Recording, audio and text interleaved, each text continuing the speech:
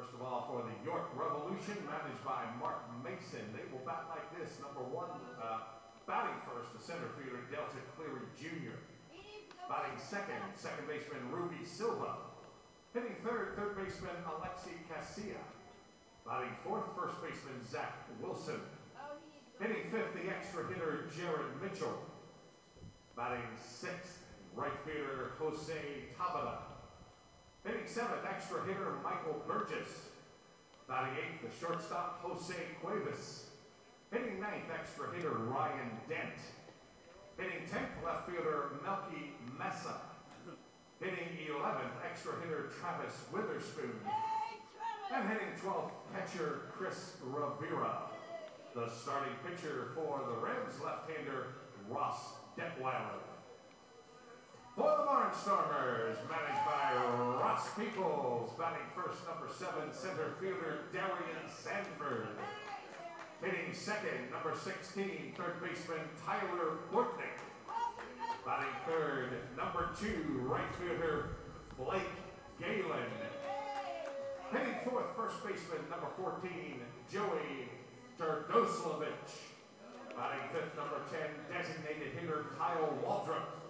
Hitting sixth, left fielder, number 21, Trayvon Robinson. Batting seventh, number 3, the catcher, Ryan Castile. Hitting eighth, number 1, the shortstop, Vladimir Frias. Batting ninth, number 11, the second baseman, Rico Noel. And hitting 10th, the extra hitter, number 32, Anderson De La Rosa. Starting pitcher for the Barnstormers, right-hander, number 20, Joe Gardner.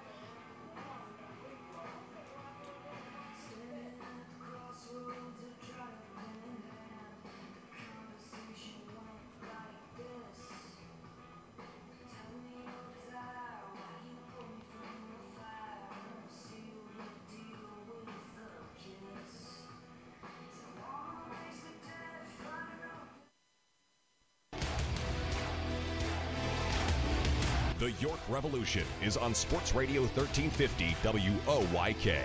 Here he swings and hammers it. Watch this one go. It's a game winner. Revs Baseball on WOYK is brought to you by People's Bank, Wellspan Sports Medicine, Shipley Energy, Maple Donuts, Broadway Transmission, Flying Feet, Dasher Investment Services, York Mitsubishi, Kochman Kunkel Insurance Group, Heritage Lawn and Landscape Care, York Dental Sleep Therapy, Rudders, Pennsylvania Lottery, Neighborhood Family Markets, PSECU, Kona Ice, Smith, Mayer and Little, York County Bar Association, and by Downtown Inc. Swing and a deep drive to right field. Watch this one go. He fires. Game over. Base hit. It's a fair ball. Swing and a miss. He struck him out. He slides. He's in.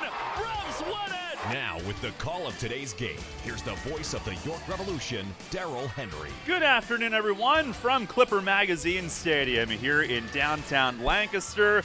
Welcome to our first spring training webcast of 2018. The York Revolution, the Lancaster Barnstormers, completing a home-and-home here today east of the Susquehanna on a bitterly cold April 19th here in the Red Rose City. Hi again, everybody. Daryl Henry alongside Michael Mark Antonini.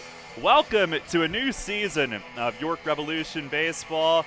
Michael, everything that spring training is supposed to not be. We watch Florida sunshine on TV. That is yet to arrive here in the Northeast, and temperatures in the 40s here today. We appreciate folks sticking with us. This game is starting delayed. Had some cold showers come through here, but first pitch moments away. It's a challenge for the players, but they have to get ready nonetheless. Yeah, I mean, this is training. It's not spring training per se by the weather, but you know, it's baseball in the Northeast in April. You're going to get conditions like this. Both teams have to play in it, so I think if you ask anybody, coaches, players on either side, they're going to say no excuses because the other team has to deal with the same conditions. But you know, it's a little bit unfortunate yesterday. A little bit better conditions, so you would have liked to have, you know, had that today. But not a cloud in the sky yesterday, sunny, not too cold. But today, different story. But yeah, I mean, we're just going to go out there. The guys are going to get some reps in. And, you know, I think, you know, once they get going, obviously once you get going, your body parts start moving, the blood starts flowing, and they'll get in that rhythm out there despite the cold. So hopefully a good day of baseball heading our way.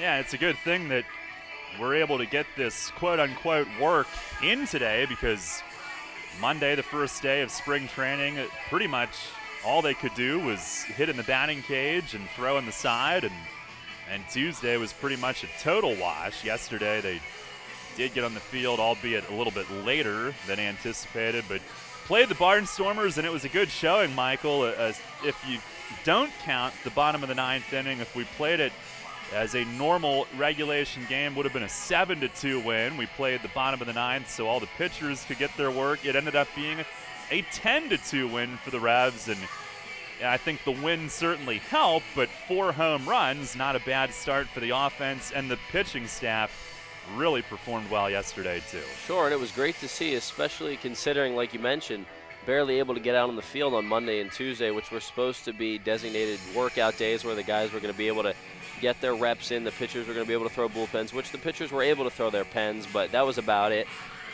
BP was, you know, they were stuck in the cage and not able to really get any work in on the field because of the conditions out there. But so considering what they had been able to do or lack thereof the first 2 days of camp, to go in yesterday and put up 10 runs or 7, whatever you consider it, based on, you know, that last half inning, it was good to see. And guys were aggressive. They were swinging the bat early in the count. They were taking pitches when they needed to work a count. And overall, I was impressed with what I saw up and down the lineup. Well, it is a very exciting season for us. Obviously, the Revs are defending champs, but a lot of new things on WOYK, some that have been unveiled, some that will be.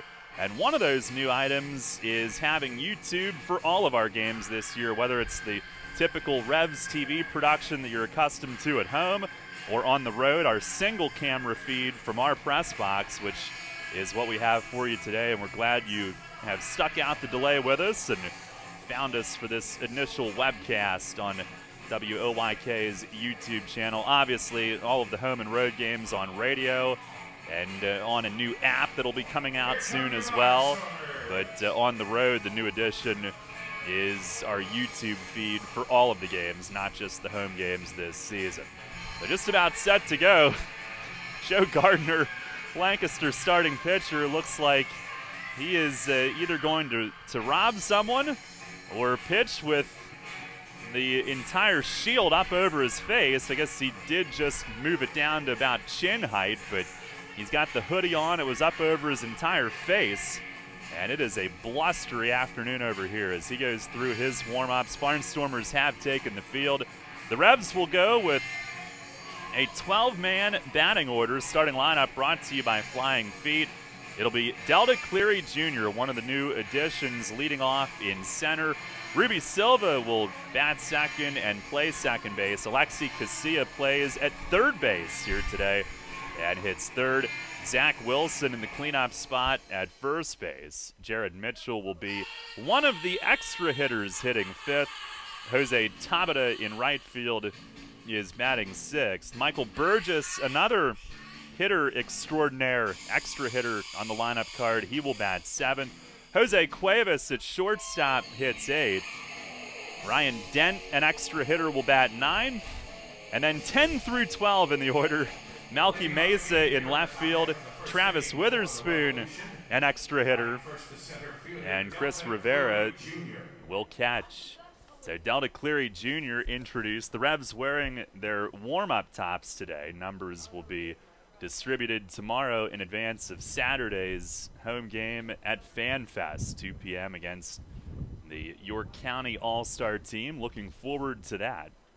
But in the warm-up Navy blues today, Cleary will dig in and get this one started. Joe Gardner's set to go, and our Dasher Investment Services first pitch, a big hack and a foul tip. As that glanced off Castile, the catcher, and we are underway. Be a 1:32 start time this afternoon. Here's the 0-1, and a swing and a pop foul out of play off to the left.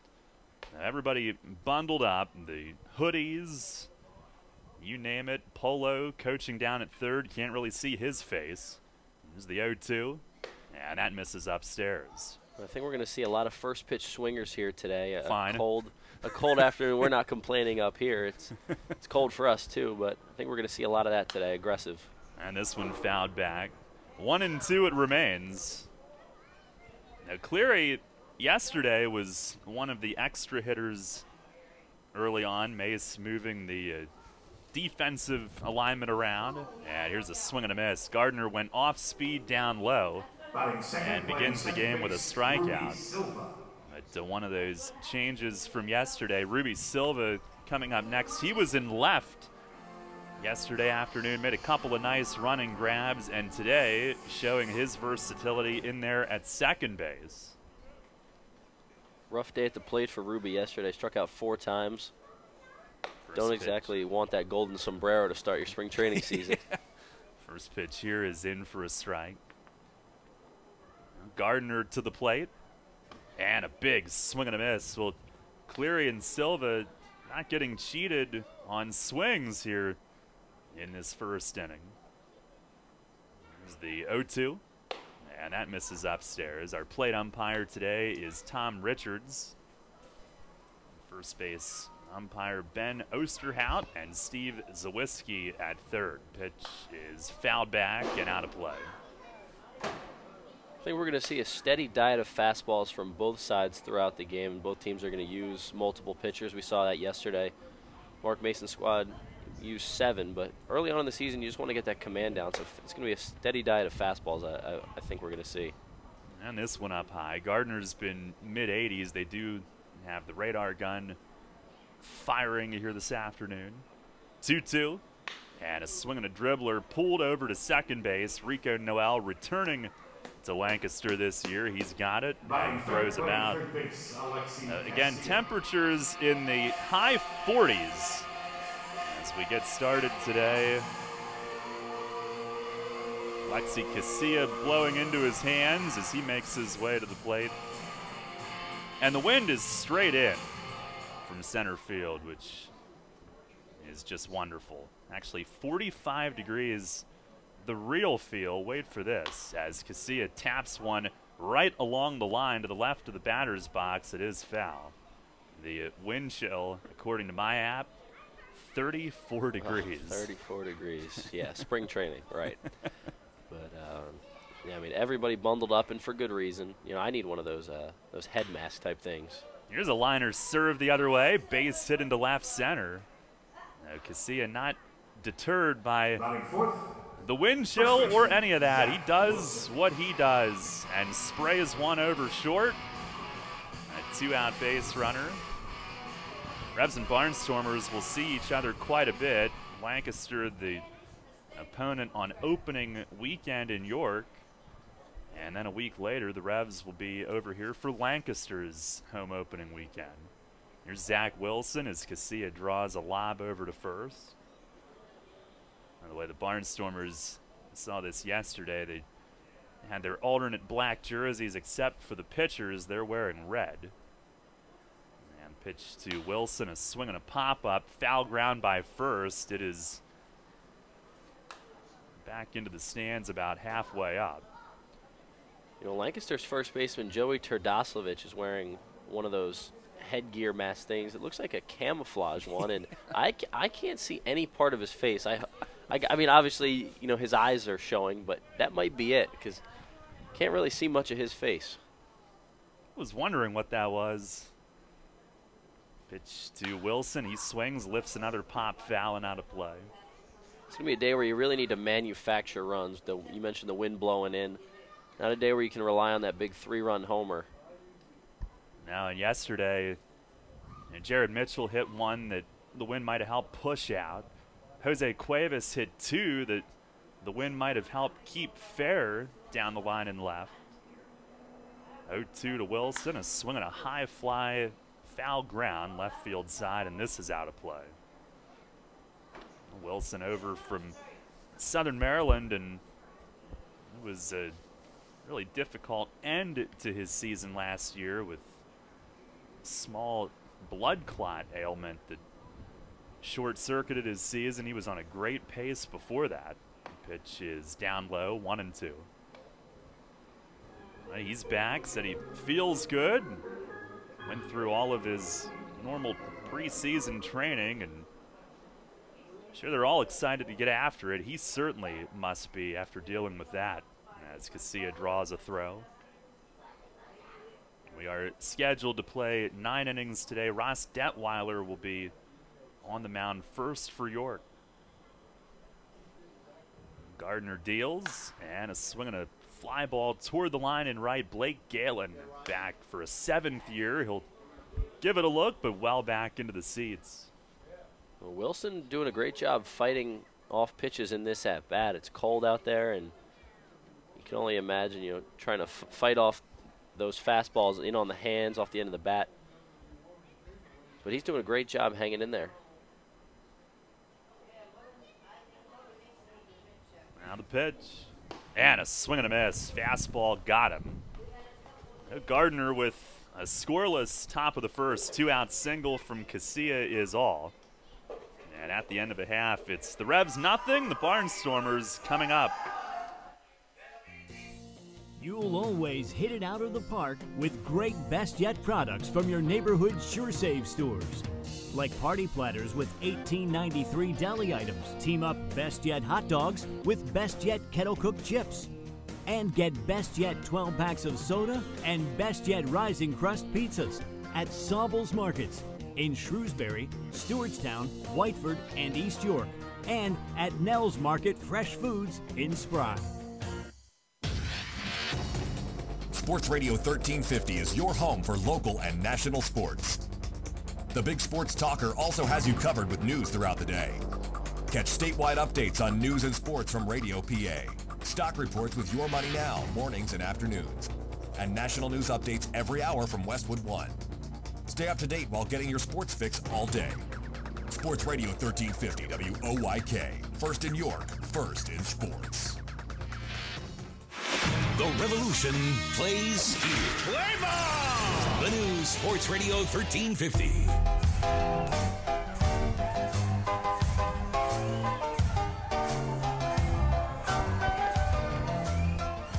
Scoreless at the end of a half inning. Ross Detweiler making his spring debut for the Revs here today. And the Lancaster lineup brought to you by Flying Feet. Darian Sanford in center field leads things off. Tyler Bortnick at third base will hit second. Blake Galen in right field bats third. Joey Turdoslavich, the first baseman, is batting cleanup. Kyle Waldrop, the designated hitter, hits fifth. Trayvon Robinson in left field bats sixth. The catcher is Ryan Castile. He will bat seventh. Vladimir Frias at shortstop hitting eighth. Rico Noel, the second baseman, bats ninth. And Lancaster will use a 10-man lineup with Anderson De La Rosa also hitting. Detweiler set to go as Sanford digs in. And the lefty's first pitch in a York warm-up shirt, not a jersey, is across for a strike.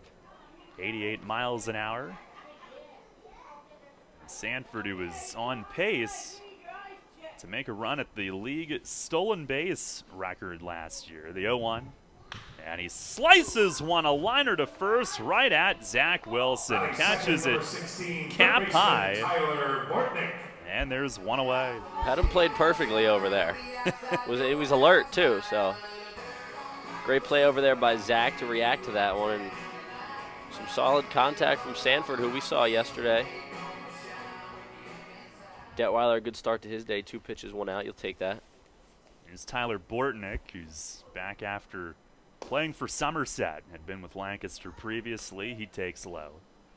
I would imagine that line drives today as some sun does try to force its way through. There's the 1-0, and that's over for a strike. Good run back on that two-seamer at 89. Would imagine anyway that a line drive, you've got to be thinking, oh man, do I want to catch this? With how hard that must feel on the hand as Bortnick chips one foul, 1-2. Right. Yeah, and with the wind the way it is today, a line drive might be tough to read off the bat, judging on coming in on the ball. I mean, first step's normally back for an outfielder, but today, you know, I feel like a lot of things are going to drop in front. Here's a fastball high and away. Detweiler hits 90 on that fastball. Day where it feels like it's in the 30s. But he's cutting it loose. He deals, and a broken bat dribbler foul, third base side. And he's got short sleeves on, we should mention as well. Yeah.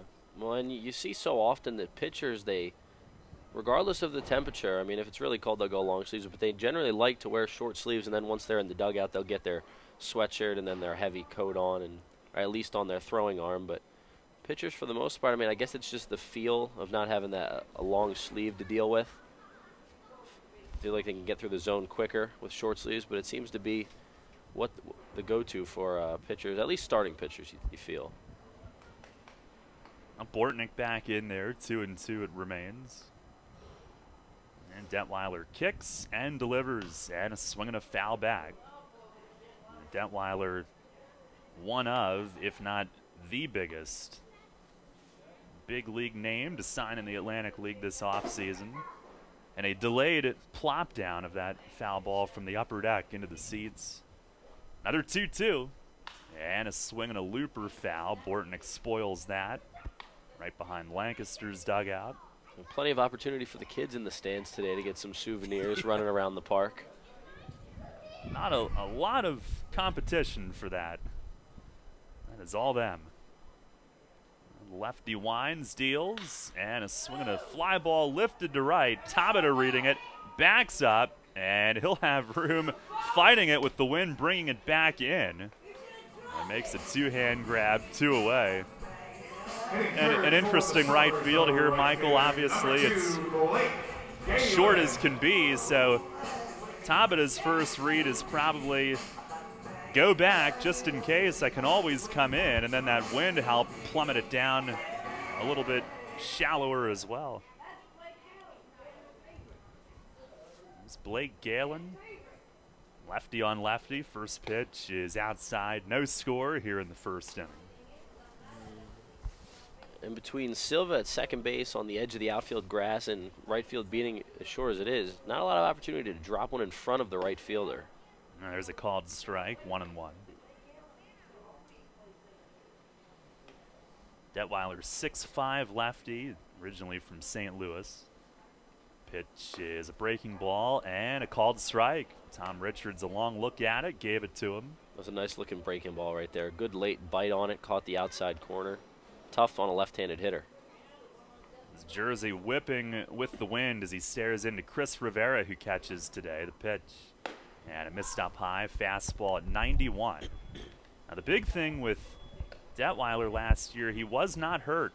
You look at the limited time at AAA and might assume that he's coming back from injury, but he's totally healthy, just took some time away from the game. Now fires, and a swing and a tip right behind home plate. Rivera grabs it, and he'll apply the tag just in case, but foul. Sometimes guys need that time off, a few months, just to focus on something away from baseball. It's such a big part of your life. It's a lifestyle when you're in the major leagues, minor leagues. For Detweiler, in the major leagues so long, then he goes to the minors, has some struggles. Sometimes you just need to get away from the game. Now delivers, and missed down low, 3-2. He was the 6th overall pick of the Nationals in '07, and he is now the highest draft pick ever to play for York. 3-2, and a grounder the other way, and past the dive of Casilla, base hit toward the line and left. Malky Mesa over to glove and toss in. They had Galen on that opposite side, played off the line, and Casilla laid out for it, but just beyond his reach. Well, a nice piece of hitting from Galen, a lefty-lefty matchup with Detweiler, and just goes with the pitch and pokes it down the third base line.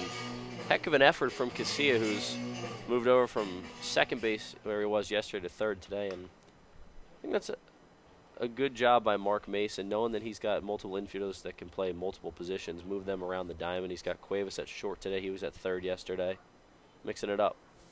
Here is Joey Turdoslavich. First pitch fastball in for a strike. Now the Revs defense today, Mesa in left, Cleary in center, Tabata in right. Set the infield as Detweiler kicks and delivers, and that's low.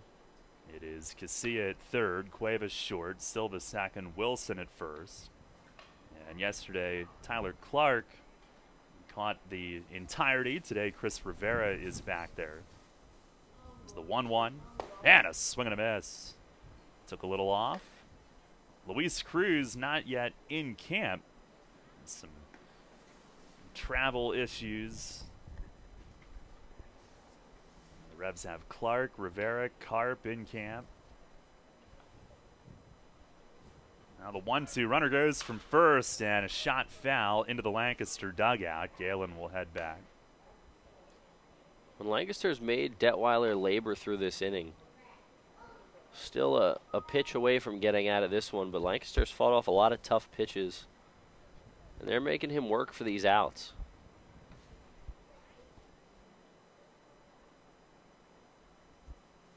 Detweiler ready. Eyes up, Galen delivers home, and a swing and a miss.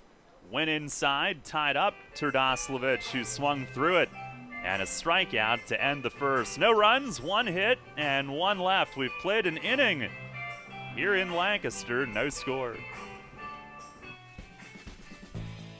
This is Dustin Hawkinsmith with the Keystone Sports Network. For the best Penn State football analysis and commentary, listen to Sports Radio 1350 every Tuesday, Thursday, and Saturday at 8 a.m. and after Revs games for the Keystone Kickoff Show.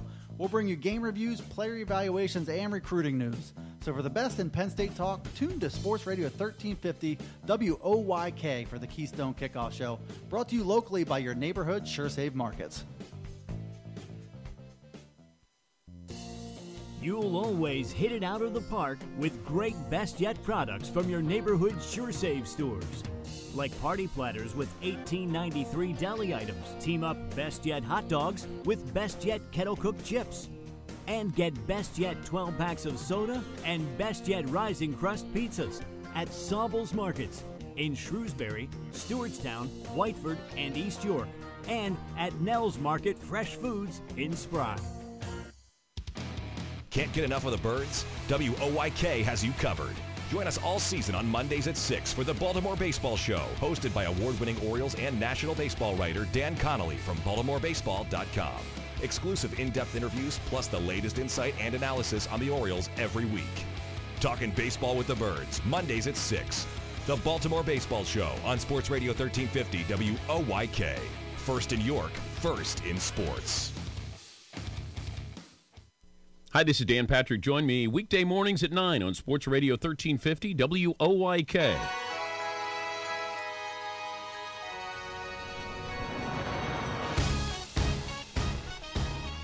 Start of the second, Jared Mitchell showing bunt and laying off high. No score here at the end of one from Lancaster. Pitch to him. He does lay one down, but foul. Angled over along the third base side. Mitchell yesterday in the bottom of the ninth after the game had been decided, parked a 2-run homer to right center. A good start to his week of spring training. Joe Gardner winds and delivers, and a swing and a miss. Gardner's got really good movement on his fastball. Remember him from years past, sinking stuff, two-seamers. Heavy ball. A lot of ground balls when he's going well. He fires, and a little high. It'll be Mitchell, Tabata, and Burgess for York. Well, Mitchell had a big day yesterday. 3 hits, including the home run that you mentioned, which came in the bottom of the ninth. So he took advantage of that extra at-bat that he got. Ooh. Rung up here. He thought it was up. Stood there for a moment. And Gardner with a strikeout, his third already. Out of the 4 outs he's notched. Bring up Jose Tabata. It's a trend over the past 2 days for Lancaster starting pitchers. Yesterday, you had Steve Johnson go 2 shutout innings with 5 strikeouts to start the game. And then after that, it went a little south for Lancaster pitching, but the strikeouts early. Yeah. Tabata 2 for 4 yesterday with a double. Yeah, Johnson looked sharp and ready to go yesterday. It was the 0-1, and that's a little bit high. And it was the Revs in yesterday's game trailing 2-0. Lancaster got to Jay Goss for 4 hits. There's a swing and a tapper, and along the third base line, Gardner in to pick up. He fires, and just in time. Nicely done, especially on a cold day such as this. Hustled over, planted, and made the long throw to first. Oh, great play by Gardner right there to be able to bend down, barehand that one, and then make that throw a little off balance. And Tabata runs well, and also the way that was chopped, it wasn't a fast chopper, but it was also bouncing, so it wasn't going to be an easy barehanded play. I thought Tabata had that. Here's Burgess with the 2 down. And they will shift on him. First pitch is a fastball strike. He checks and takes. It was the Revs bullpen yesterday that in 7 innings held Lancaster to 1 hit. Here's a liner just past Gardner's glove. The shortstop, Frias, right behind second, actually backhands it and throws to first to end the inning. Now Gardner, he's patting his heart as he walks off to the dugout right past his chest. And it's a 1-2-3 inning. We go to the bottom of the second, still scoreless. Are you one of the many people that has a 401k that is eligible to roll over, but you just haven't done it yet? Maybe you're not sure where was the best place to put it. I'm Tom Dasher of Tom Dasher Investment Services. I specialize in helping you getting your 401k and IRA money parked in the best place for you. So if you haven't rolled your 401k yet, or if you're not satisfied with your IRA, call me for a consultation at 487-2096. That's 487-2096. And check out my website at tomdasher.com. Sports injury? Walk into WellSpan Urgent Orthopedics for immediate care. No appointment is ever needed. Our orthopedic and sports medicine specialists are here to treat you. Visit wellspan.org/urgent orthopedics today for hours at our York and Hanover locations. Planting a tree, putting in a mailbox, Whatever your project, Columbia Gas of Pennsylvania reminds you to be safe and call 811 before you dig and know what's below. Safe digging is no accident. Call 811 at least 3 business days before you start your digging project, and your utility companies will come out to mark any underground lines near your work area. Calling 811 is free for Pennsylvania homeowners, and it's the law. For more information, visit columbiagaspa.com.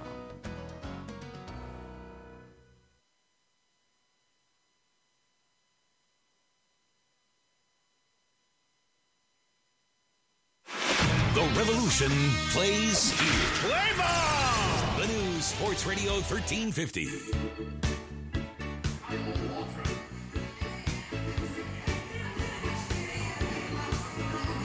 No score. Ross Detweiler will begin his second and final inning of work today. Kyle Waldrop, the DH, will lead things off. Each team with 1 base hit here in the early going. Yeah, Michael, you could join me tonight for an outdoor soccer practice if you so desire. There's a fastball in for a strike. Might have to let you know after the game about that one. I bet you will. Considering it, it's tempting. Baseball, soccer, doubleheader. This is the 0-1, and it slides just off the plate. Well, Tuesday night we did that, and it ended with sideways snow and freezing rain. There's the 1-1. That is outside. Revs today with Detweiler to be followed by Dominic Severino for 2 innings. And then an inning apiece from Frank DiGiulio Jr., Nick Baker, Jeremy Holcomb, Chris Dula, and Joe Van Meter. Today's lineup on the mound. Pitch is tapped just foul to the right of home plate. Well, Lancaster not shy about offering at Detweiler's pitches. Hasn't gotten a ton of swing and misses today. He's pitched to contact well so far through an inning. Lancaster been very aggressive, though, throughout at-bats. Detweiler winds, kicks, and delivers. And a breaking ball dribbled to second base. Right there is Ruby Silva. And he'll throw on to Wilson at first. 1 down. Batting 6th, number 21, left fielder Trayvon Robinson. One thing I have noticed with Detweiler early on today is that he's getting a good amount of break on his breaking stuff. That last pitch there to force the rollover grounder to second had some nice break. Dropping in the zone, you know, if it's not swung at, it's going to drop in for a strike, which is good to see. Here is Trayvon Robinson, switch hitter, bats right. And he swings and slices a soft liner to right. Oh, misplayed by Tabata. As it lands in front of him, he'll toss in. That's another one that was sinking, dying, and he reached down to his left, thought he had it. And it looked like it came down just a hair short of where he was expecting, and it glanced off his glove. Yeah, it tipped off the glove, a little nonchalant. And that was a ball off the bat. I didn't think it was going to hang up that long. I thought that was a short base hit down in front of him, but he got there, just didn't look it in. Here's Ryan Castile, their catcher today. First one is down and in. And Rivera moving well over to his left.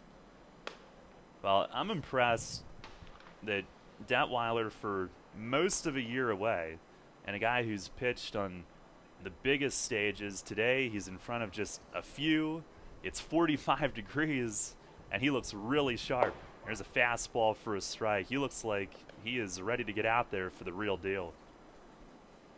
And that's huge, being able to just come out there on a mound in an actual game situation after just a couple days of camp and be effective.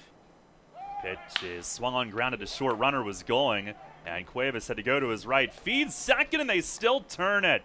It was hit sharply, still able to turn 2 as a result. As Cuevas went a step right, got in front of it, fed Silva, and they make the turn 6-4-3. No runs, 1 hit, nobody left. Michael's got the play-by-play as we go to the third. It is 0-0 here in Lancaster. Money and business are essential to the strength of a community. So is cheering and celebration and music and fun. That's why York Revolution games, concerts, youth sports, special events, and more happen at a place called People's Bank Park. People's Bank has been serving York County for more than 150 years, always cheering, always celebrating, always committed to the things that make York County great. And to you having a great time at People's Bank Park. People's Bank, member FDIC, equal housing lender.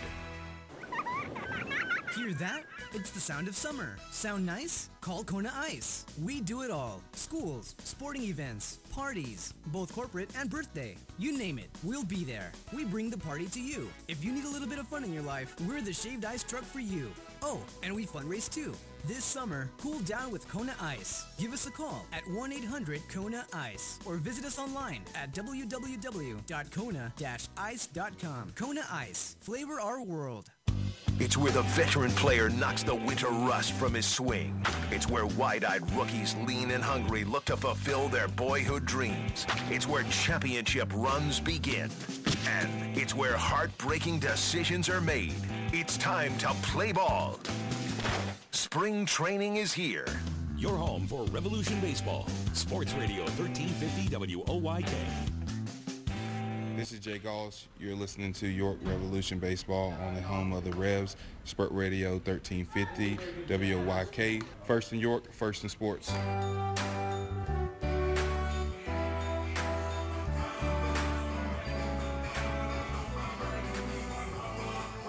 Top of the third inning here between the York Revolution and the Lancaster Barnstormers. Michael Marcantonini, Darrell Henry alongside me here today. Game 2 of spring training for both these clubs, the second of a home-and-home between the crosstown rivals.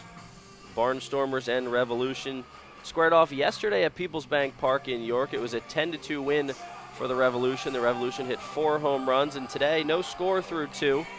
I'll be taking over the play-by-play for the next few innings, and due up for the Revs this half inning, it's Jose Cuevas, Ryan Dent, and Melky Mesa. 8, 9, 10 in the order for the Revs, who are hitting 12 today, just as they did yesterday.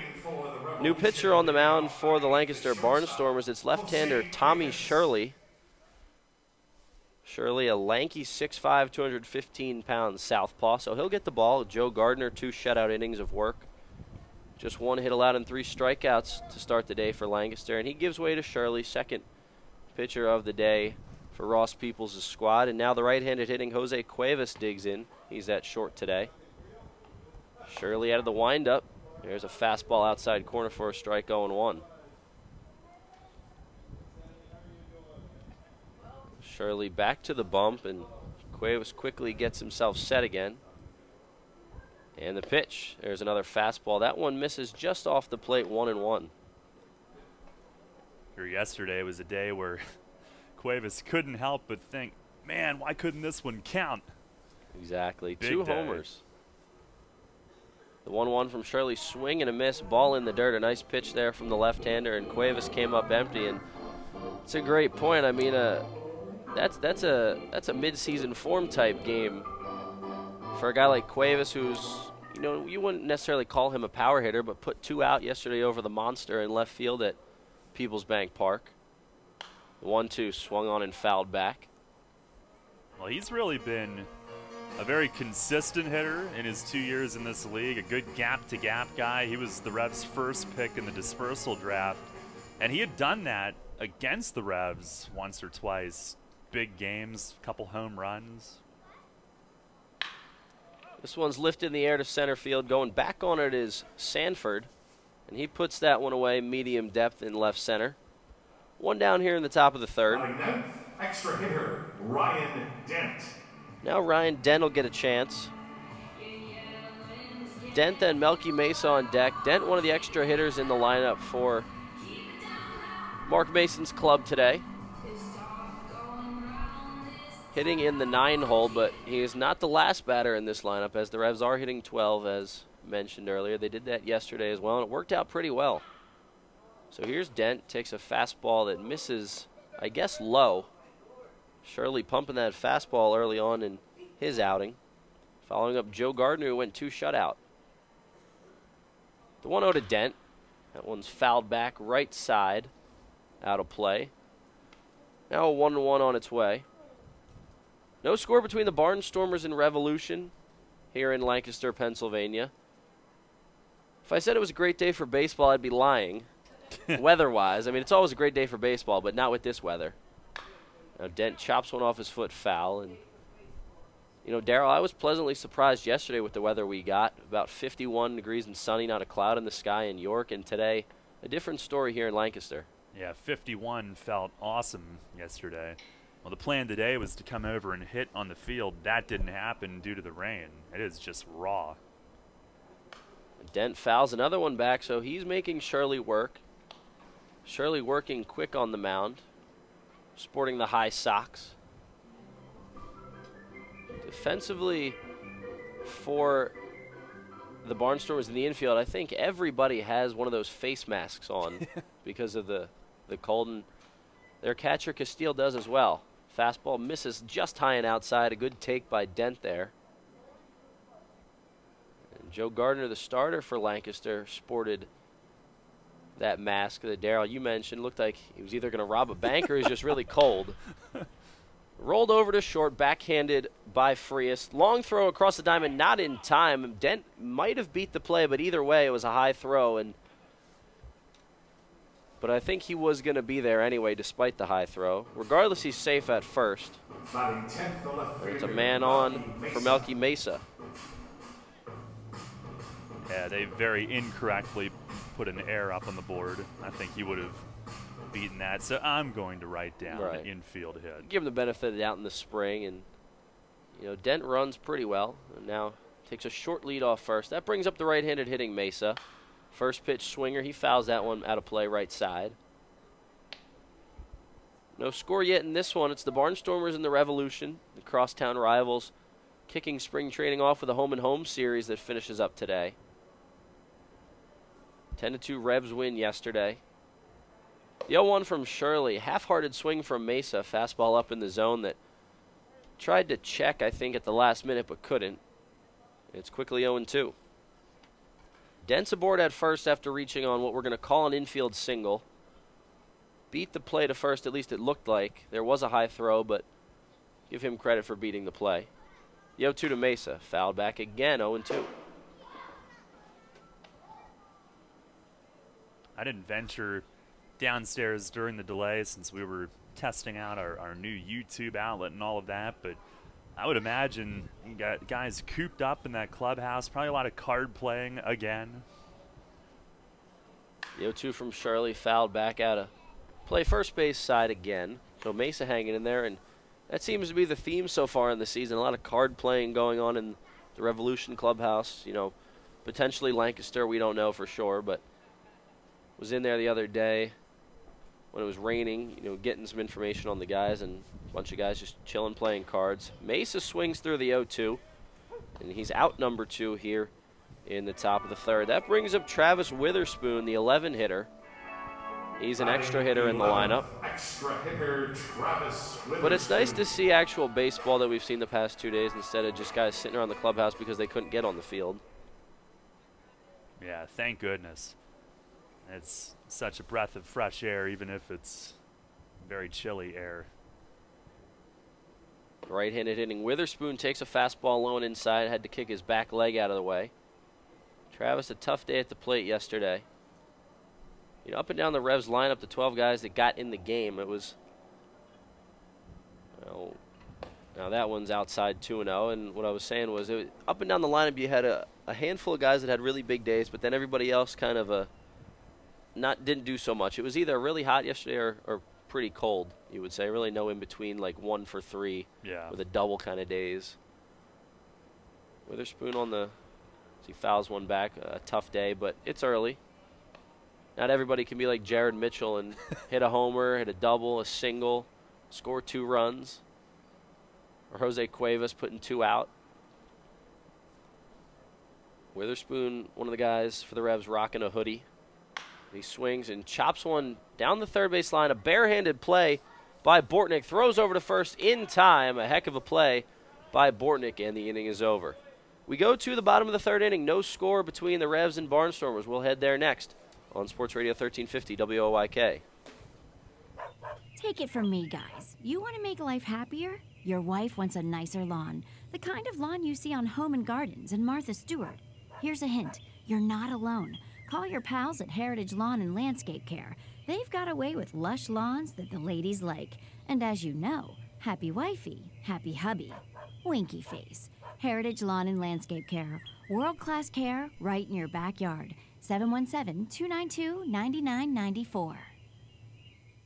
From Manny Brothers, almost famous, always a favorite. From Manny Brothers, almost famous sandwiches served on Italian bread. Your choice of meat piled high with cheese, fresh cut fries, coleslaw, and tomato. Every day is happy hour with half price on draft, bottles, and liquors. Tuesday and Thursdays, it's Primanti Pizza Feast wings and salad for under $20. We'll keep the wings flying with 59-cent wings all day Sunday and boneless wings all day Monday. Primanti Brothers, 2151 South Queen Street. Almost famous, always a favorite. Step into a Maple Donuts this holiday season and you'll be walking in a donut wonderland. Take a shopping break with one of Charlie's powdered jelly-filled, or start a new family tradition when you decorate your tree. Pick up some cinnamon sugar donut holes, or everyone's favorite, a Maple Donuts glaze. Oh, looking for an interesting way to say happy holidays?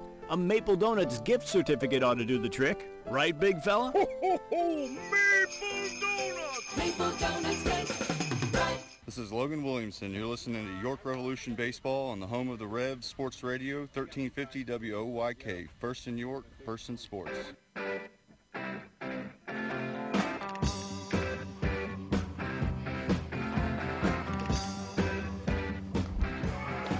Bottom of the third inning from Clipper Magazine Stadium in Lancaster, Pennsylvania. Michael Marcantonini alongside Darrell Henry. No score between the home Lancaster Barnstormers and the visiting York Revolution. Game 2 of a home-and-home series here in spring training between the two clubs. York came away with a 10-2 win yesterday, and so far the runs have been hard to come by. Well, no runs have been put on the board at 0-0 here in the bottom of the third as Dominic Severino takes over for Ross Detweiler for the Revs, who threw 2 scoreless innings to start the day off for Mark Mason's club. And now it's Severino, the young right-hander. Pitched for the Bridgeport Bluefish last season. He's also spent time in the Empire Professional Baseball League, and he starts his inning off with a strike. It's Vladimir Frias, the left-handed hitter at the dish. Frias, Noel De La Rosa, 8, 9, 10 for Ross Peoples' club, and it's quickly 0-2 as Frias swings through that one. Severino, a little bit of an unknown commodity. A young guy just recently out of college over the past couple seasons. And the pitch, that one misses high, 1-2.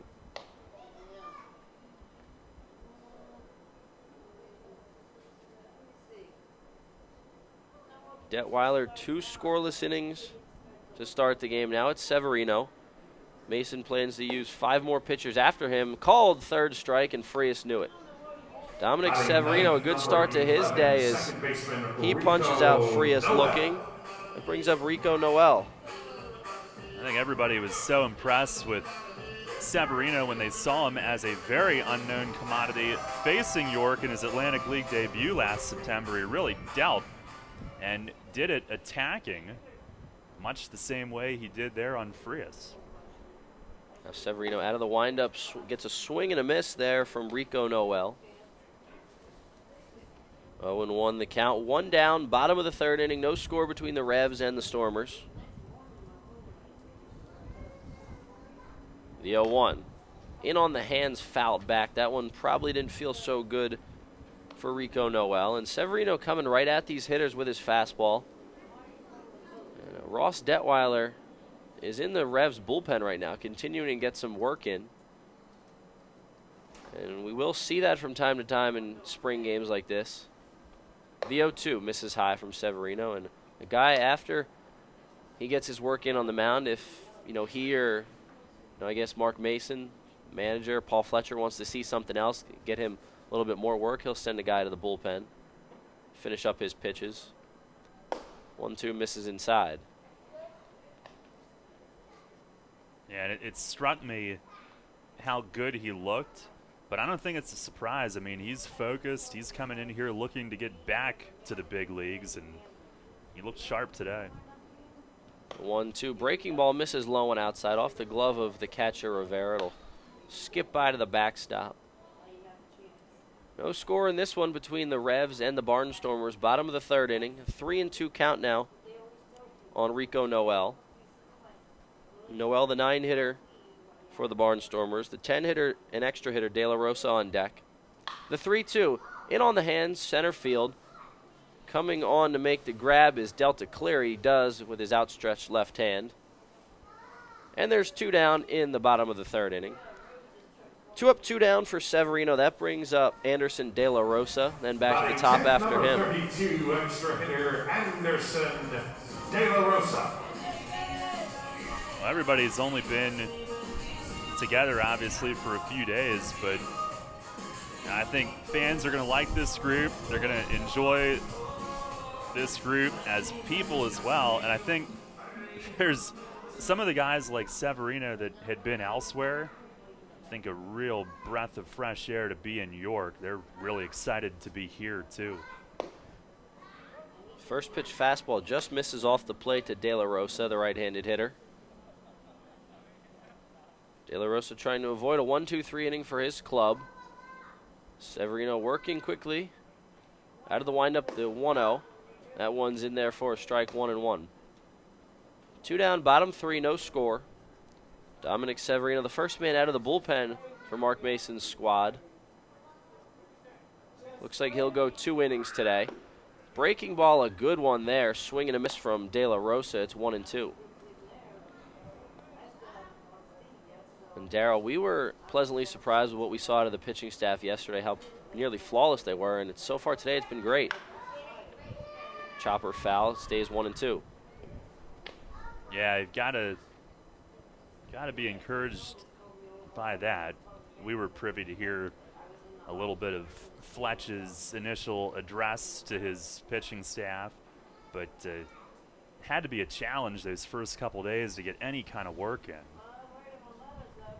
1-2 from Severino, fastball fouled back again. A good pitch, high and outside, but De La Rosa hanging in there. But as far as that initial address, I mean, I don't think anything he said was a surprise or different from other years, but he wants these guys to attack, put themselves in position to get noticed, help the team win, but also move up. 1-2 once again, fouled back. Revs pitchers yesterday, 9 innings, 5 hits, just 2 runs, and both those charged to Jay Goss early in the ball game. 10 strikeouts and only 2 walks. I think that those are 2 numbers right there, the 10 walks to the 2 strikeouts, or the 10 strikeouts to the 2 walks, that you really look at and say, hey, this is pretty impressive for not having too much time to get ready. 1-2 again, swing and a miss. Severino goes back to the breaking ball, and it's a 1-2-3 inning for the big right-hander. No score after 3 full innings of play. We head to the top of the 4th next here on Sports Radio 1350 WOYK. You'll always hit it out of the park with great Best Yet products from your neighborhood Sure Save stores. Like party platters with $18.93 deli items. Team up Best Yet hot dogs with Best Yet kettle cooked chips. And get Best Yet 12 packs of soda and Best Yet Rising Crust pizzas at Sobel's Markets in Shrewsbury, Stewartstown, Whiteford, and East York. And at Nell's Market Fresh Foods in Spry. Facing a legal issue can be a frightening time. What's my course of action? How do I know who to call? Fortunately, the York County Bar Association makes it easy. Now, you only need to make one call to find the right lawyer for you. Call the York County Bar Association and let us help you find the right lawyer with our Attorney Connection Lawyer Referral Service. Just call 854-8755 or visit yorkbar.com. Don't hesitate in getting the help you need. Contact the York County Bar Association and let us help you find the right attorney at the right time. The fresh balls, the fresh bats, and all those fresh faces in the dugouts. It's spring training, pal, where the veteran players get back in the swing and rookies try to show off their thing. And we've got the latest from around the leagues, the breaking stories, the latest on player moves and injuries, plus all the juicy chatter. Hey, batter, swing! Listen for it all. Your home for Revolution Baseball. Sports Radio 1350 WOYK. This is Luke Westfall. You're listening to York Revolution Baseball on the home of the Revs. Sports Radio 1350 WOYK. First in York, first in sports.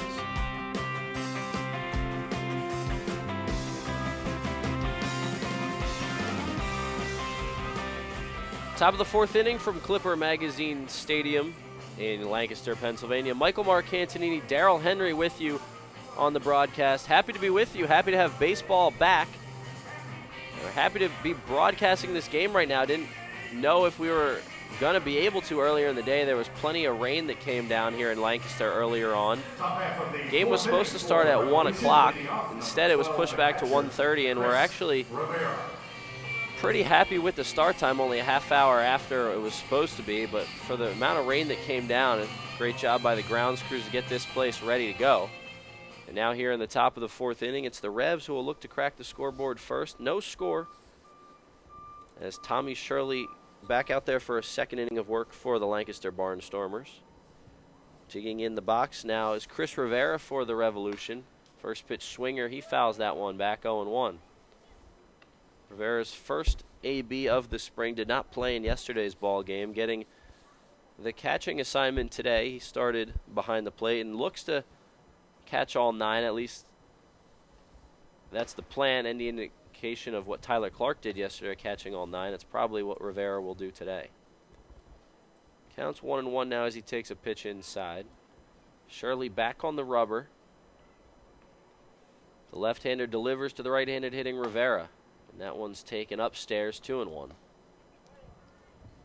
It'll be Rivera, then back to the top of the order, Cleary and Silva, the 3 due up here for the Revs. Again, no score through 3 full. We're in the top of the 4th. That one misses outside as well, 3-1. So Rivera, after swinging at the first pitch he saw, takes 3 outside in a row. Now a good hitter's count for the young backstop, a guy who can also play a little infield. Now Shirley's 3-1. That one's low, so Rivera will take the free pass and trot down to first. Center fielder Delta Cleary Jr. So another, I should say a leadoff base runner for the Revolution, their first today. Now Delta Cleary Jr., who's still looking for his first spring hit. And Darryl, this is a guy that you've seen over the past few seasons in Long Island. Pretty solid player all around. He takes a strike outside corner. Yeah, really excited to see his acquisition. Brings a lot to the table. Obviously the speed, defense is impeccable. He's been at the top of the league in sack bunts. Chopper to third. Go to second for 1. Now the relay over to first in time. A 5-4-3 around the horn double play. Started by Bortnick over to Noel to Turdoslavich. And Delta Cleary hits into the twin killing. Second baseman Ruby. He was almost a Rev back in 2015, I believe it was, that had some conversations with him, but at the time York's roster was full, so he ended up with Long Island, but now he's here. I was surprised at how physically built he is. You think of him as a speed guy, but he's jacked. First pitch swinging is Ruby Silva, chops one back to Shirley. Underhand flip over to first, and it's a quick inning, not a traditional 1-2-3, but Shirley only faces the minimum. We head to the bottom of the 4th. No runs for either team in the inning, no runs, no hits, no errors, and none left. We head to the bottom of the 4th now on Sports Radio 1350 WOYK. At Donegal, we understand there are many costs associated with running a business. That's why Donegal works with you to provide quality insurance products based on your business needs, and why we deliver that insurance at a price to fit your budget. Call your local independent Donegal agent today and discover why, when it comes to insurance for your business, Donegal is a better value. Contact Kochman Kunkel Insurance at 717-854-0300 or stop in at 3217 East Market Street, York. Locally owned and operated by Pam and Rudy Kochman. Kochman Kunkel Insurance. Brimmer has been York's license and notary specialist since 1969. An approved online messenger for PennDOT, it offers registration and driver's license renewals, online title transfers, money orders, and notary service, all with a friendly staff that guarantees your satisfaction. For more information on Brimmer's convenient hours and fast service, call 717-699-1060 in York or visit them on the web at brimmers.com. Brimmer Fast Licensing and Notary Service with 4 convenient locations in York and Lancaster. You trust AAA to work at every mile. But AAA doesn't just cover your car. They can also cover your home. AAA Home Insurance protects every square foot. And when you add AAA Home Insurance to AAA Auto Insurance, you get more protection and more savings. Insurance that's not just insurance. Talk to your local AAA insurance agent today or visit AAA.com to learn more about AAA home insurance. This is Paul Fletcher. You're listening to York Revolution Baseball on the home of the Revs, Sports Radio 1350 WOYK. First in York, first in sports.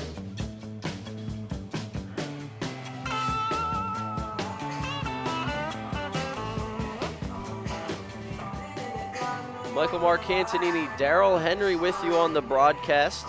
Sports Radio 1350 WOYK and YouTube Live. Happy to have that stream up and going. We're in the bottom of the fourth inning at Clipper Magazine Stadium, and Dominic Severino back out on the mound for the Revs. Starts the leadoff man in the inning for the Barnstormers, Joey Turdoslavich Sanford off with a ball, and he misses upstairs 2-0. No score through 3.5 innings. The Revs have had 4 chances. They went down quickly against the left-hander Tommy Shirley in the 4th. Leadoff walk, then a double play, then a slow chopper ground out. Severino misses outside to Sanford again. Counts 2-0. Just 1 hit apiece for the Revs and the Barnstormers in this one. 1 error apiece for the 2 squads. Now the right-hander Severino out of the windup. Misses outside again, and it's a walk. So a 4-pitch walk. The third baseman, Tyler Bortnick. From to Darian Sanford. And now that brings up Tyler Bortnick, the third baseman. He started that 5-4-3 double play for the Barnstormers in the top of the 4th. He'll get a chance to do something with the bat here. So it's Sanford aboard at first. He's a stolen base threat. First walk of the day for Revolution pitching. Now a bluff steal attempt from Sanford. The pitch is taken for a strike by Bortnick. It's 0-1. So a good job by Dominic Severino to get ahead of Bortnick after losing Sanford on 4 pitches. After Sanford, it'll be Galen. After Bortnick, it'll be Galen. Out of the stretch for Severino, the pitch. This one skips by Chris Rivera, the catcher, to allow Sanford to get up to second. He makes a turn, but he'll stop there. Fastball that missed low and away. Chris Rivera wasn't able to get his body in front of that one. A tough pitch to block. That one scoots by him just a little bit, and it allows the runner to move up 90 feet. Man on second, no outs. Bottom of the 4th inning, no score in the ball game. Second spring training game for both of these clubs. Revs beat the Barnstormers 10-2 yesterday as Severino gets a swing and a miss from Bortnick. Count goes to 1-1.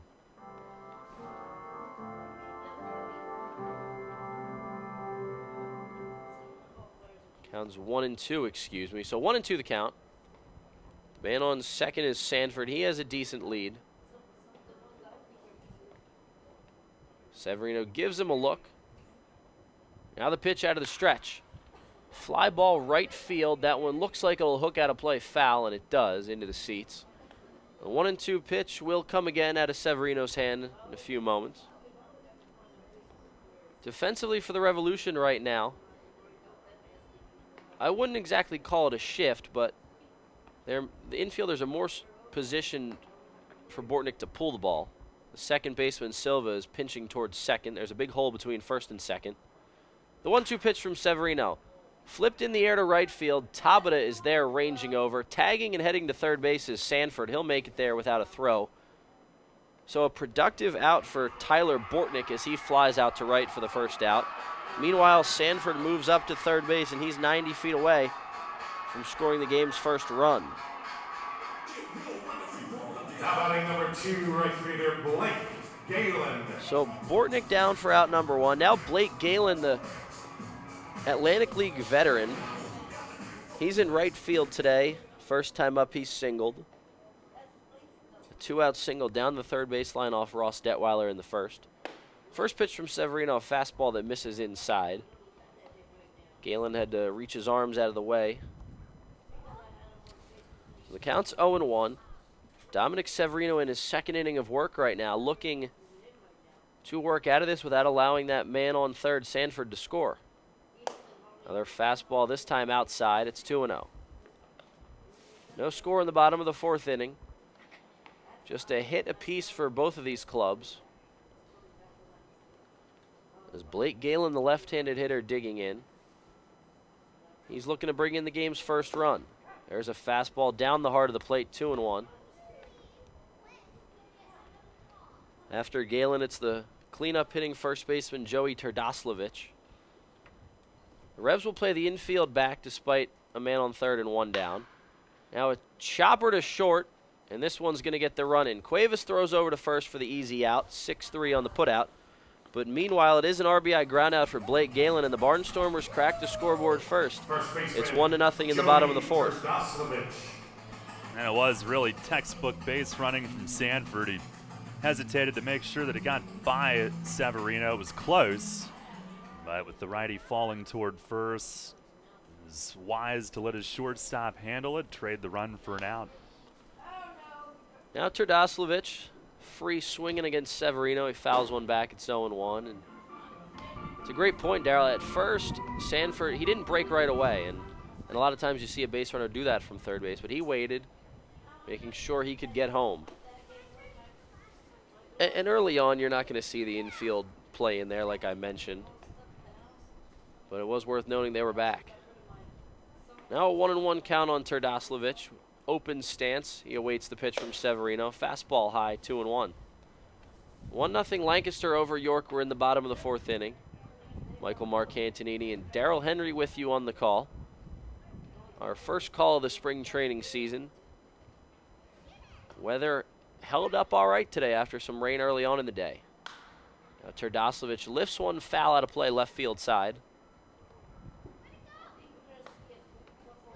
Barnstormers now with the bases empty after Galen's RBI groundout got the first run of the game home. 2 down in the inning. We're in the bottom of the 4th. 2 strikes on the slugging first baseman Terdoslavich. Severino the pitch. Fastball misses just inside. And we'll do another 2-strike pitch, this time 2-2. Severino working in his 2nd inning of the game. This will be his last. Fly ball left field. Ranging back on it is Melky Mesa. And he makes the grab to retire the side. But not before the Barnstormers strike first. An RBI ground out from Blake Galen has made this a 1-0 game. Severino's day is done. We go to the top of the 5th. We'll see if York can put something on the board. We'll come back here in a couple minutes. It's a good look. On Sports Radio 1350 WOYK. Perfectly good cars being thrown away just because the transmission went bad. My mind slips into overdrive when someone says, I'll just get a new car before I spend that kind of money on a transmission. what? According to Kelly Blue Book fees, and come up with $600, $700, $800 a month depending on your interest rates for 5 years. And remember, you will still have to pay for the upkeep of the car, brakes, tires, wipers, fluids, etc. Stop! Trade your transmission, not your car. Thanks, good-looking genius. You're welcome, ma'am. Broadway Transmission. We'll get your shift together and save you all that dough. Visit us on the web at BroadwayTrans.com or stop in and see how it's done. Does your wealth advisor know how you take your coffee? At Smith, Mayer & Little Wealth Advisory Group, we genuinely get to know our clients, from their interests, goals, and dreams, right down to how they like their coffee. By understanding our clients on a personal level, we help them make wise financial decisions. In us, you will find a trusted confidant dedicated to your financial success. Smith, Mayer & Little, a wealth of knowledge about wealth. Get to know us over a cup of coffee or visit us at financialjava.com. Janney Montgomery Scott LLC, member NYSE, FINRA, and SIPC. This is Chang Choi, athletic trainer of the York Revolution. You're listening to York Revolution Baseball on the home of the Revs, Sports Radio 1350 WOYK. First in York, first in sports.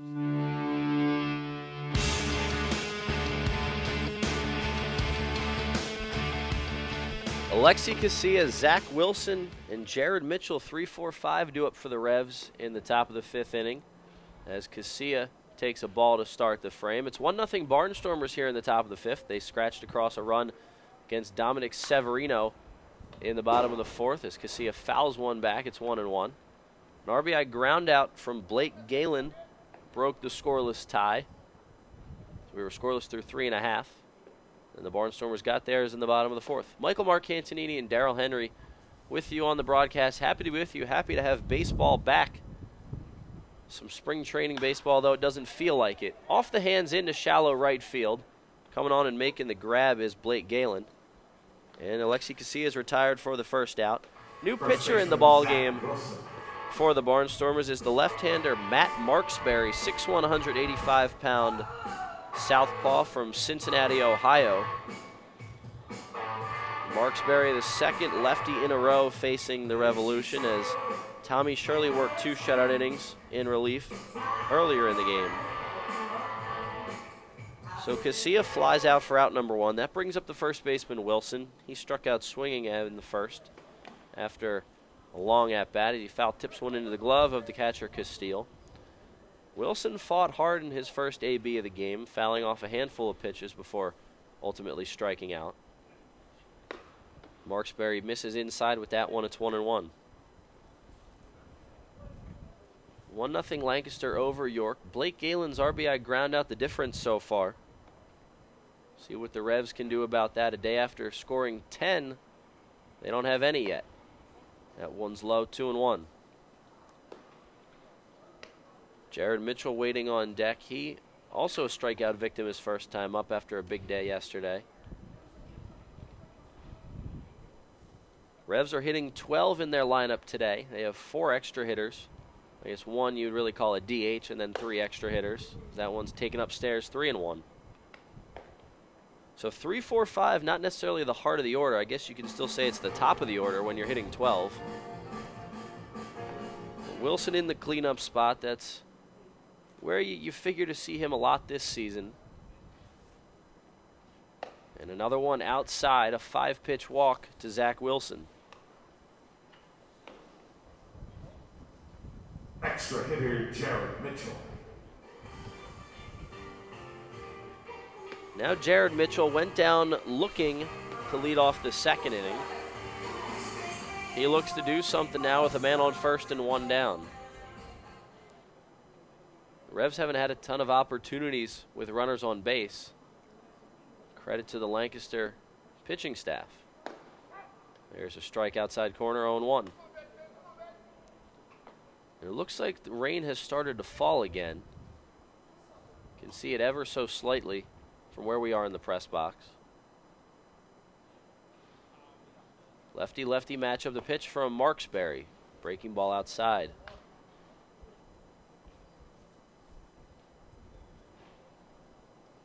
Marksberry, it looks like he's going to go 2. That's the plan for Ross Peoples. Working with his bullpen. He's got 4 guys at least slated to work 2 innings apiece today. Then he'll have somebody throw the 9th. 1 inning if we get there, you know. Can never be too sure with these spring games and the rain. Mitchell takes again. That one's downstairs. So Marksberry struggling to find the zone. Walked Wilson on 5 pitches, and now Mitchell ahead in the count, 2-1. 1 down in the inning. We're in the top of the 5th. It's 1-0 Lancaster.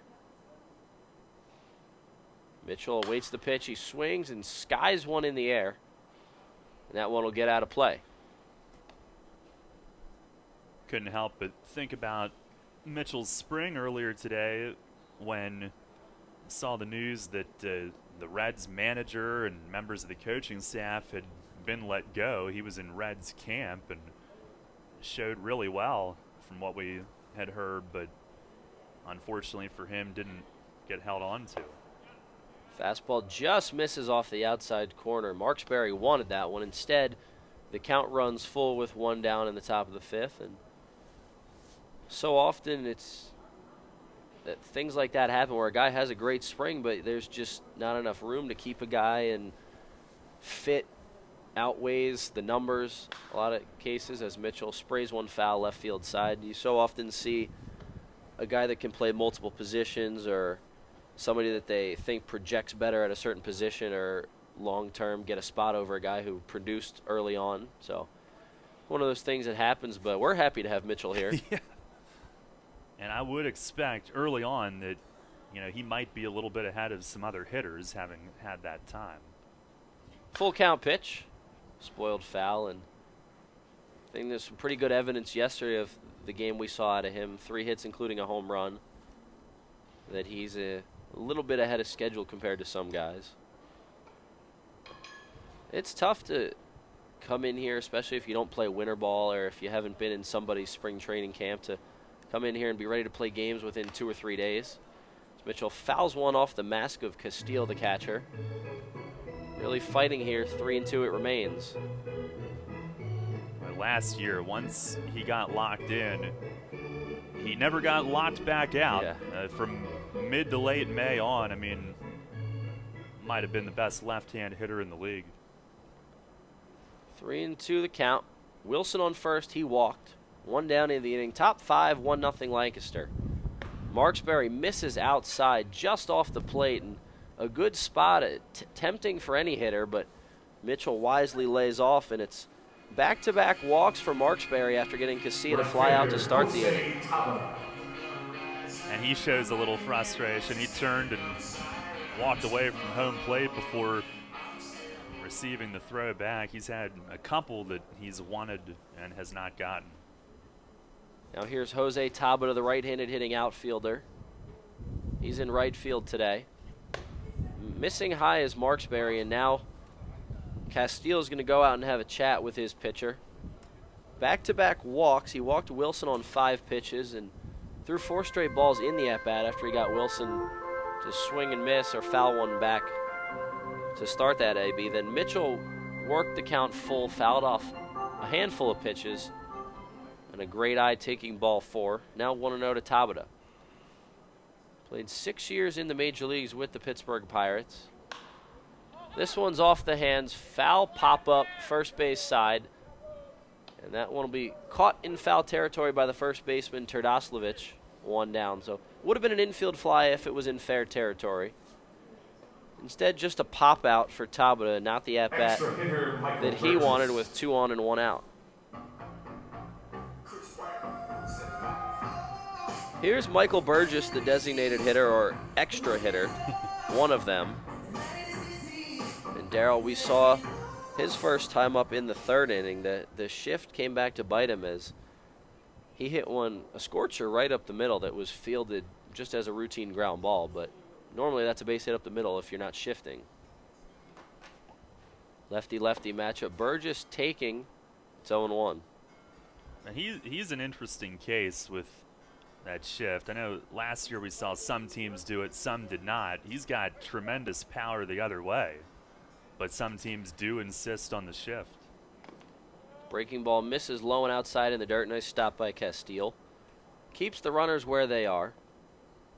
I guess it's all about your own spray chart. Yeah. What they have on you. Or how they look to pitch you also. So much goes into it these days when trying to get somebody out at the plate. Fastball misses high and outside. And for hitters, I mean pitchers too, they got to look at so much, but for hitters, what they have to deal with the advanced scouting reports for pitchers, on top of shifts, on top of just dirty breaking balls, fastballs that are upper 90s. Check swing, they'll say Burgess went around. Either that or it was just a called strike. And now a 2-2 count. I think to me, you want the coaching staff to do that thinking. You want the players to be up there having to worry about the least amount possible. The 2-2 on the outside corner. Burgess knew it. A nice pitch from Marksberry to get his club out of the inning. And after 2 walks, he works around it with a pop-up and a strikeout. We go to the bottom of the 5th inning. It's 1-0 Lancaster. No runs, no hits, no errors, and 2 left on for the Revs in the inning. We go to the bottom of the 5th next on Sports Radio 1350 WOYK.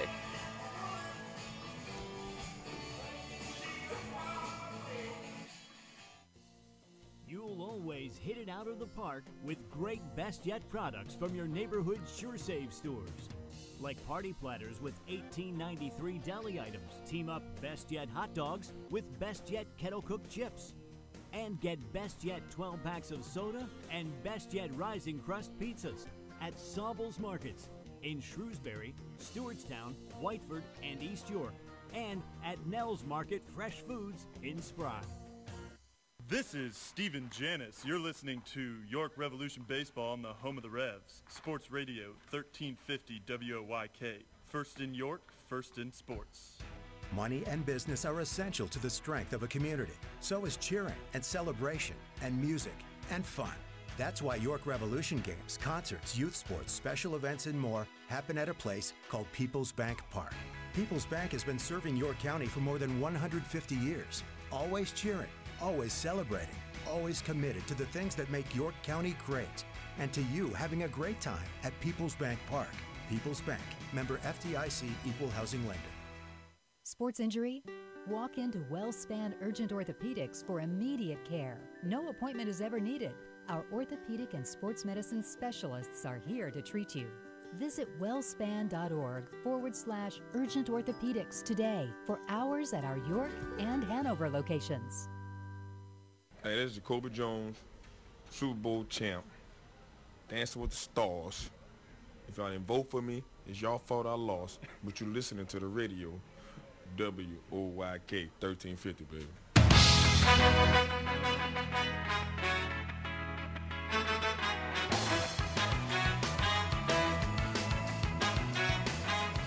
Bottom of the fifth inning in Lancaster, Pennsylvania. It's the York Revolution and the Lancaster Barnstormers. 1-0 Lancaster as we start the bottom half of the fifth. Frank DiGiulio, the new pitcher, into the game for the Revs. Second man out of the bullpen, third pitcher overall. His right-hander makes his spring debut. He starts his debut off with a strike. The count is 0-1 on Kyle Waldrop, the designated hitter. So DiGiulio coming in after Dominic Severino logged 2 innings, gave up 1 run, did not give up a hit, but walked a batter in that 4th inning, and that man eventually came around to score on an RBI groundout. The 0-1 from DiGiulio misses outside, 1-1. Frank DiGiulio, another former member of the Bridgeport Bluefish that came over to the Revs in the player dispersal draft this offseason. He's piggybacking his former teammate Dominic Severino and now current teammate. This one's belted out to center field, but ranging over there looks to be Melky Mesa, or no, Mesa's still in left. I think that's Cleary out there in center still. Still Cleary. Trying to get a feel for who's who without these jerseys on. Mason made some moves with his outfielders yesterday, but has not done that yet. So it is still Cleary in center. And Waldrop is out number 1 here after the fly out to center. That brings up Trayvon Robinson. He's in left field today. Singled his first time up. DiGiulio pumps a fastball past him. And the count's 0-1 after the take on the outside corner. Robinson, we know he has speed. He can hit a little bit. Left-hander digging in against the right-handed throwing DiGiulio. Another fastball. That one misses off the plate. 1-0 Lancaster in the bottom of the fifth. A pitcher's duel so far today. Yesterday, not so much. The final score was 10-2. The Revs coming away with the win. Now the 1-1 from DiGiulio. This one's smacked out to left field. Mesa a couple steps back. Now he has to race in. He recovers in time to make the grab. I don't know if it was the wind out there or just a bad read on the ball, but Mesa went back on it, then had to race in to make the catch. Nonetheless, a second straight fly out, and Robinson's retired for out number 2. Yeah, that wind might be, I mean, we saw 14 miles an hour on the read earlier. The way that flag's blowing, it might have a bigger impact than that. This might be the best fly ball day ever in this ballpark for a pitcher. Yeah, absolutely. There's a strike in there to the catcher, Castile. Ryan Castile, the 5'11", 205 backstop. Saw him, a little bit of him yesterday. He's behind the dish today. Done a great job controlling the Lancaster pitching staff throughout the afternoon. And that one misses outside, 1-1. And Darryl, both fly balls hit this inning. The one off the bat of Waldrop and then Robinson. Both looked like they were deeper than they actually ended up being. Now DiGiulio comes set, takes the sign from Rivera, the pitch. This one's belted into left field. Mesa giving chase. He won't get there. It's down on the warning track. It'll hit the base of the wall. And pulling into second base with a double is Ryan Castile. So the fly balls finally catch up to DiGiulio. That one was well over Mesa's head. Line drive struck well, and that seems to be what's playing today. The line drive as opposed to the fly ball is going to get down. Yeah, if it's up for any length of time, it's going to get swallowed up by that wind and that cold, damp air. You still want to stay away from right field here, since you could probably check swing a home run out there. But center and left are typically good for fly ball pitchers here anyway. But today, it's not going anywhere unless it's hit on a line. Now Vladimir Frias first pitch swinging. He laces one into right field, but right there to make the grab is, I believe, Jose Tabata. He's got a sweatshirt on, though, out there. And the inning is over. So DiGiulio works around the 2-out double, and the side is retired. No runs, a hit, no errors, one left. We go to the top of the 6th, still 1-0 Lancaster here. You're listening on Sports Radio 1350 WOYK. Money and business are essential to the strength of a community. So is cheering and celebration and music and fun. That's why York Revolution games, concerts, youth sports, special events, and more happen at a place called People's Bank Park. People's Bank has been serving York County for more than 150 years. Always cheering, always celebrating, always committed to the things that make York County great. And to you having a great time at People's Bank Park. People's Bank, member FDIC, equal housing lender. You'll always hit it out of the park with great Best Yet products from your neighborhood SureSave stores.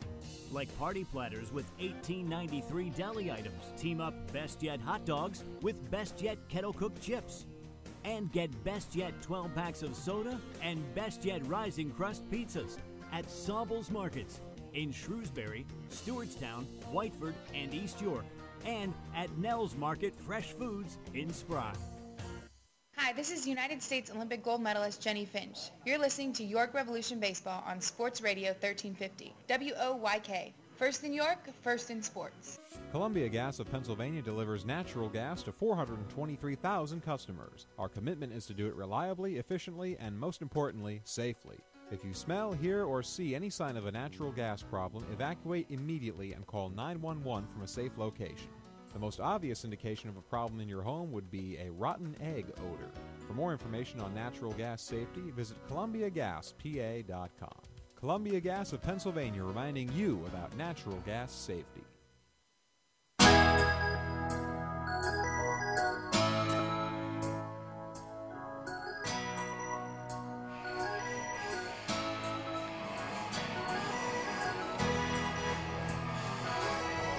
Top of inning number 6 from Clipper Magazine Stadium in Lancaster, Pennsylvania. It's the Lancaster Barnstormers 1 and the York Revolution 0 as Jose Cuevas gets set to lead off the 6th inning for Mark Mason's club. It's Cuevas, Dent, Mesa, and then if we get there, Witherspoon, Rivera to round out the 12-man lineup for the Revolution. Cuevas, after 2 home runs yesterday, he's 0 for 1 today with a fly out to center. Yesterday's ball game, his first AB went deep to left for a solo homer. Then later in the game, a grand slam over that same left field wall. 5 RBI on the day. He'll face Matt Marksberry, and swinging early in the count is Cuevas, fouls one back, 0-1. Marksberry walked 2 in his first inning of work in the 5th. Worked around that, though. He's able to get a pop-up and a strikeout with 2 men on.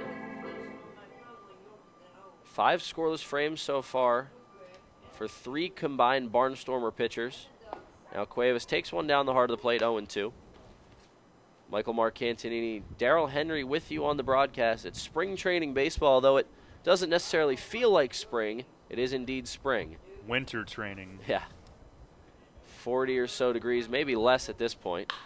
Cuevas picks on a high pitch and sends one out to left, but that one's playable for the left fielder Robinson. And once again, we see a fly ball going absolutely nowhere up in this wind.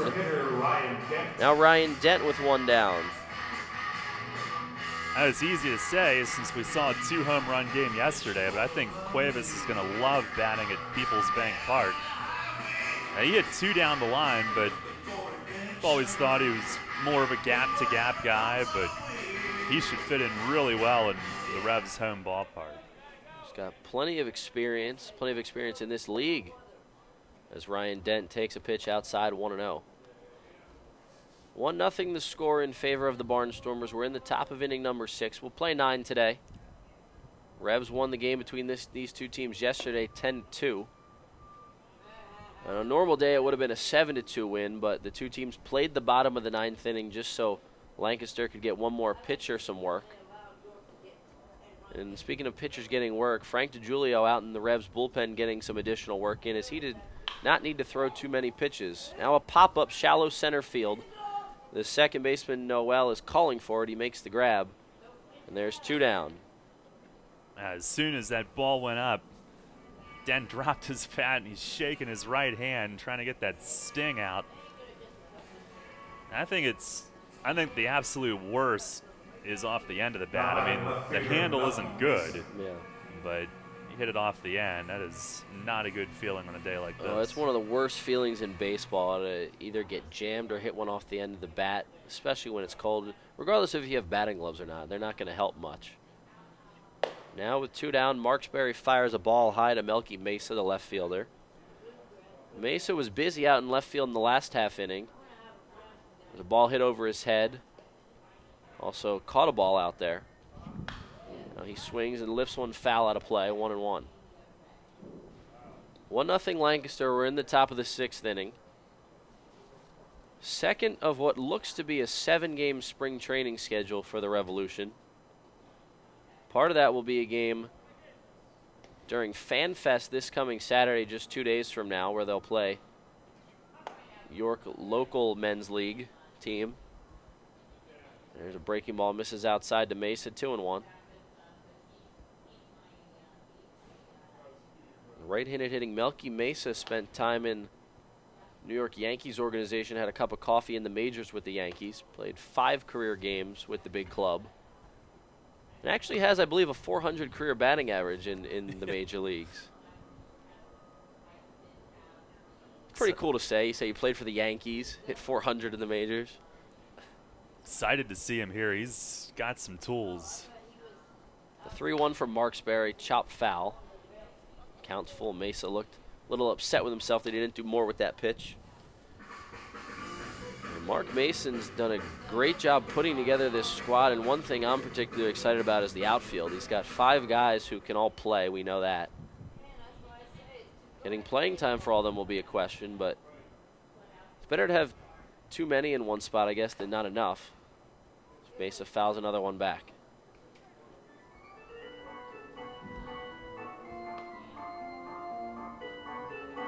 Talk so much about the cold here today. The good news is, after today, it does look much better. FanFest looks good. Long-term forecast for next Thursday's opener looks good. Now, we're not talking 80 degrees, but anything would be better than this. 60 might feel like 80 tomorrow if we get it. Pitch in the dirt, stopped by Castile, but it's ball 4, so Mesa will take a 2-out walk. You mentioned the outfield depth, and I think you'll definitely take the Revs' quote-unquote problem with trying to find playing time over not having enough talent. And you and I were talking about 2 years ago when Witherspoon was here in Lancaster and he came to York. They had too many outfielders, traded a couple, and then somebody got hurt, somebody retired, and all of a sudden they didn't have enough. Speaking of Travis Witherspoon, he's at the plate now, the right-handed hitter. 0 for 1 in today's ball game. A lot of times those things will work themselves out. You hope for the better for players involved, but sure. Definitely have some depth of talent here, which is a good thing. Off the end of the bat, cue shot foul. Counts 1-1 on Spoon. Melky Mesa over at first base with 2 down. And only thing worse than a walk is a 2-out walk or a leadoff walk. You can argue for either, but 2-out walks, in my opinion, somehow always come back to bite you in some way. At least it seems like it. So we'll see if the Revs can make Marksberry and the Barnstormers pay. Witherspoon awaiting the pitch. He takes high. And Marksberry, the command has not been great through his inning and 2/3 so far. But he's gotten the job done. He's worked around 2 walks last inning. And the third of the game here in the 6th. But he hasn't allowed a hit.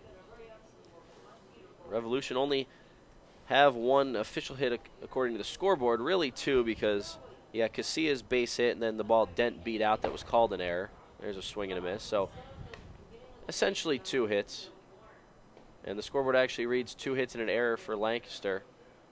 They were actually only, I should say, not only, but they have 3 hits, at least in our books. Witherspoon awaiting the 2-2 pitch from Marksberry. Mesa, a short lead off first. 2 down in the inning. And the pitch, swing and a miss. Witherspoon goes down on strikes, and the inning is over. So the Barnstormers hold on to that 1-0 lead, and we've played 5.5. We go to the bottom of the 6th X. No runs, no hits, no errors, and 1 left on for the Revolution. We head to the bottom of the 6th now on Sports Radio 1350 WOYK. You'll always hit it out of the park with great Best Yet products from your neighborhood SureSave stores. Like party platters with $18.93 deli items. Team up Best Yet hot dogs with Best Yet kettle cooked chips. And get Best Yet 12 packs of soda and Best Yet Rising Crust pizzas at Sobel's Markets in Shrewsbury, Stewartstown, Whiteford, and East York. And at Nell's Market Fresh Foods in Spry. If you've got a smartphone, you've got the power of the pass. Introducing the York Revolution Ballpark Pass. It's new, it's easy, and it's the hottest way to catch pro baseball in York. The new Revolution Ballpark Pass gives you the power to attend as many York Revolution home games as you want each month for just $34.79 per month. That's less than $3 a game. Sign up and you'll get electronic barcodes on your smartphone to be scanned for general admission to each game of the season. Flash your phone at the gate and pick any spot in Arch Street Eats, downtown's playground, or the Appel lawn. That's all there is to it. No need to order each game's ticket. No waiting in line. No worrying about making your payment each month. It's automatic. Get the power of the pass. Sign up for the new Ballpark Pass at YorkRevolution.com or call 717-801-HITS. That's the new Ballpark Pass at YorkRevolution.com or 717-801-HITS. Hi, this is Mark Mason. You're listening to York Revolution Baseball on the home of the Revs, Sports Radio 1350 WOYK.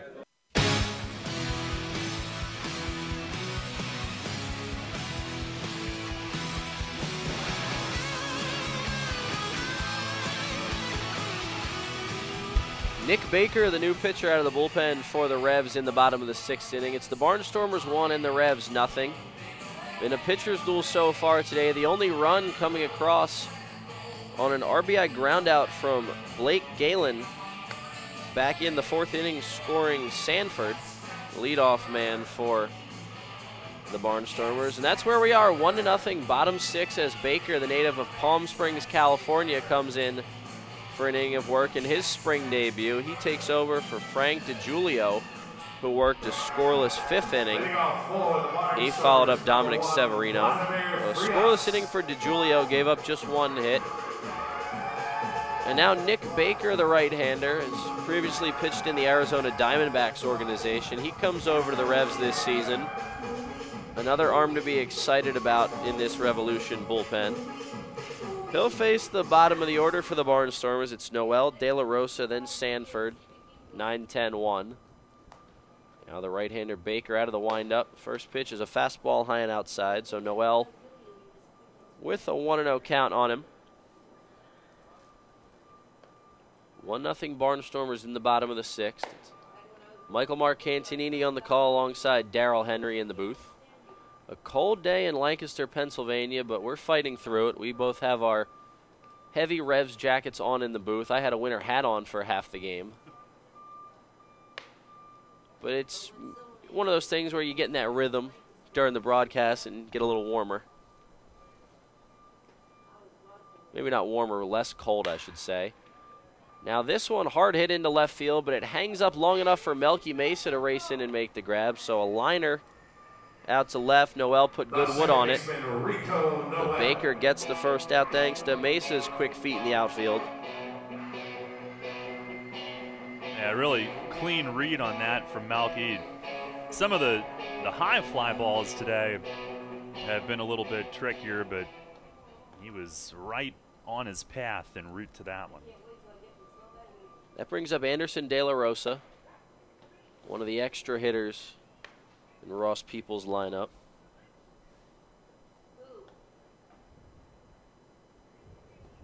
Now Baker. Breaking ball gets it in there, counts 1-1. This might be a pinch hitter. Yeah. Does not look like De La Rosa. The 1-1. Check swing, but a swing and a miss. Oh, that count was 1-2. The scoreboard was wrong. So that's a quick strikeout. That was actually Rico Noel hitting. The extra hitter, Anderson De La Rosa. So I was off somehow. Unless they stuck an extra hitter in there somewhere. Yeah, I think before Noel, no clue who it was. Yeah, because Frias ended last inning. Noel was supposed to lead this inning off. He did not. Regardless, somebody lined out to left to start the inning, and now it's De La Rosa after a strikeout swinging. First pitch strike from Baker. 2 up, 2 down for him in the inning. Looking for a 1-2-3 frame. So now it's Anderson De La Rosa, the extra hitter in the 10 hole. A fastball misses inside. Baker hasn't had to work too hard, hasn't thrown too many pitches so far in the inning. It's what you like to see early on. Jeremy Holcomb, right-hander, will take over after him. Chopper to short, hit the lip of the grass, but Cuevas fields it, throws over to Wilson at first, and the inning is over. A 1-2-3 inning for Nick Baker. No runs, no hits, no errors, and none left. We go to the top of the 7th. We'll see if the Revs can crack that scoreboard. They still trail 1-0. Don't go anywhere. You're listening to Sports Radio 1350, WOYK. Kids today, with Facebook, texting, TV, and video games, seems like fresh air and sunshine are things of the past. Remember playing catch, climbing trees, wholesome backyard fun? Heritage Lawn and Landscape Care remembers, give them lush grass, healthy trees, the good old outdoors. American is baseball and apple pie. Kids have every reason to stay inside. Don't let your lawn be one of them. Heritage Lawn and Landscape Care, world-class care right in your backyard. 717-292-9994. You'll always hit it out of the park with great Best Yet products from your neighborhood SureSave stores. Like party platters with $18.93 deli items. Team up Best Yet hot dogs with Best Yet kettle cooked chips. And get Best Yet 12 packs of soda and Best Yet Rising Crust pizzas at Sobel's Markets in Shrewsbury, Stewartstown, Whiteford, and East York. And at Nell's Market Fresh Foods in Spry. Money and business are essential to the strength of a community. So is cheering and celebration and music and fun. That's why York Revolution games, concerts, youth sports, special events, and more happen at a place called People's Bank Park. People's Bank has been serving York County for more than 150 years. Always cheering, always celebrating, always committed to the things that make York County great. And to you having a great time at People's Bank Park. People's Bank, member FDIC, equal housing lender. Hi, this is Enoel Polanco, and you're listening to Your Revolution Baseball on the home of the revolution, Sport Radio 1350 WOYK.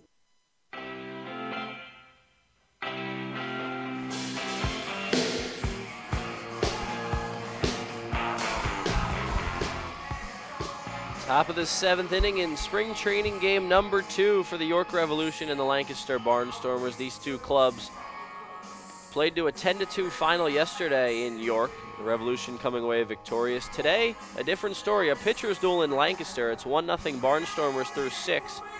As the Revs will look to do something here in the 7th, anything. They only have 2 hits in the ball game, and they'll face a new pitcher, right-hander Kevin Munson, 6'2", 215-pounder from Edison, New Jersey. So Munson will take over for 2 innings. He follows up Matt Marksberry, who worked 2 shutout innings despite walking 3 batters. Due up for the Revs in the inning, it's the 12-hitter Chris Rivera. Then it goes back to the top with Cleary and Silva. So 12-1-2. The right-handed hitting Rivera digs in. He sees a pitch. That one's low, 1-0. So Munson's first pitch of the day is a ball. Rivera's done the work behind the plate today for the Revs, and he's gotten to see a handful of different arms.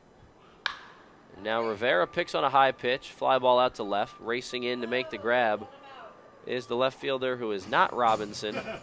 It is not Robinson anymore out there. Instead, it is Matt Hibbert. So Hibbert in left for Robinson. And another fly ball that just batted down by the wind for an easy fly out. And Rivera, first out of the inning. Yeah, it looked like a good swing and good contact, but getting it to carry today is a different story. Now Delta Cleary Jr. I just like saying that name, Delta Cleary Jr. Takes a breaking ball for a strike, 0-1. I like saying it better now that he's on our side. Sure. Now Munson's 0-1. That one's in there as well, 0-2. And you got to say that name plenty last year in the Atlantic League Championship Series, as he was a member of the Long Island Ducks. Game-winning home run by Telvin Nash went over his head. Yeah. From what I remember, looking at the video from last season. The 0-2, Cleary fights one off. Yeah, a little awkward. He's on that highlight forever, but yeah, he's one of us now. He actually last year hit an inside the Parker against York in an August game at Long Island. He's got the speed, and you were mentioning earlier how you didn't expect him to be so big and stocky for a speed guy. Breaking ball outside. Yeah, you saw him the first day he was here, and he just looks built. Looks like not linebacker, but solidly put together. Sure.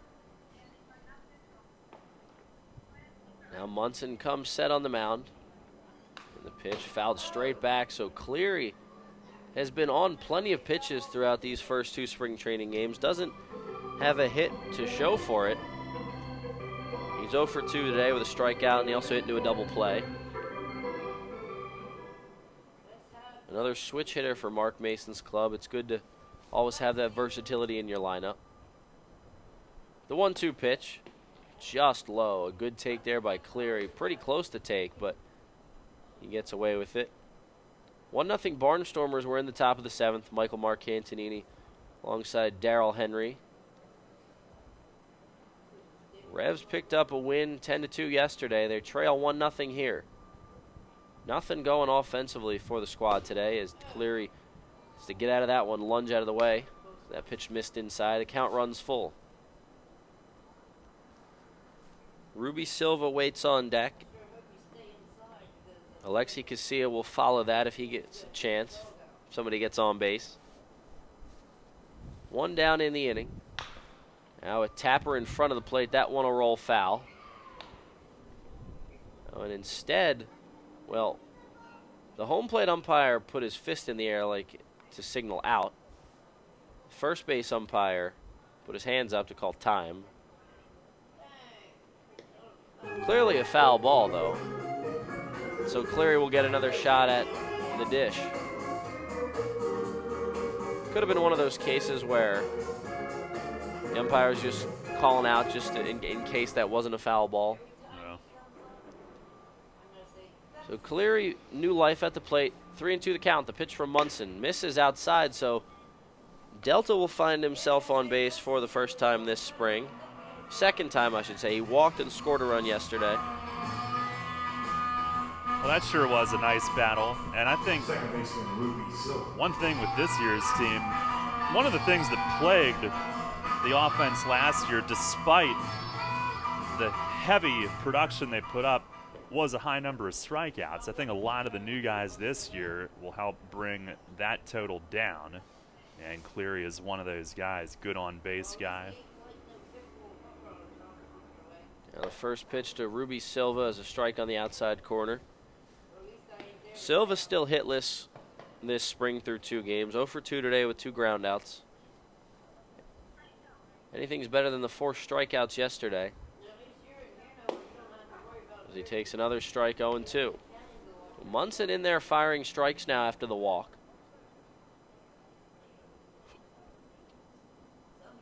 Silva, the left-handed hitter, rocking the high socks, wearing the hoodless sweatshirt. Couple guys on the Revs sporting the hoodies. Looks like Delta Cleary has one on. Seen Travis Witherspoon and Jared Mitchell both rock the hoodies. It's a cold one out there. Now another move over to first, back-to-back over there. Cleary dives back safely. Be nice to see Cleary try to swipe a bag here, see what he's got in the tank in the stolen base department. Test those legs in the running game early on. Munson takes his sign, and the pitch. Fly ball out of play, left field side, and the count remains 0-2. Barnstormers looking to hold their 1-0 lead. Some of these guys love the hoodies so much that they will live forever on the headshots. Was it Mitchell and Spoon, right? Was it those two? And Dent. That's right.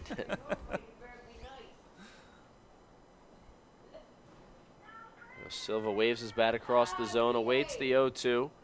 Here's the pitch from Munson. Fastball missing outside. It's one of those things where it's crazy how you get some guys that really want their headshot to look good. Others just don't care what it looks like or what they're wearing. I mean, hey, maybe in that case they just like the picture and they forgot to take the hoodie off and they're like, yeah, we'll go with that. Comfort. Yeah. The 1-2 pitch. Swing and a miss. Fastball in on the hands. And Silva's retired for out number 2. One of Lancaster's strengths last year was their bullpen. They had a large number of effective relievers to go to. Munson was one of those guys, set-up role. Well, Munson looking for the third and final out of the top of the 7th. It's 1-0 Lancaster. York has done nothing offensively, and to the Revolution pitcher's credit, Lancaster hasn't done much either. The inning they scored in, Lancaster didn't even get a hit. Leadoff walk hurt, and an RBI ground out to get the run in. That came off the bat of Blake Galen to produce the run. Counts 1-0 on the new hitter, Alexi Casilla. Well, this is not Alexi Casilla. Is that Jay Carp up there? I believe so. We have a Jay Carp sighting. Yeah, so no, again, the Revolution not wearing numbers. They're just wearing their warm-up shirts in these early spring games. So can't identify players that way, but this is not Alexi Casilla. Instead, it's Jay Carp getting his first AB of the spring as he takes inside. Counts 3-0. Carp, a guy you saw last year, Darryl, for a few games in a Revolution uniform.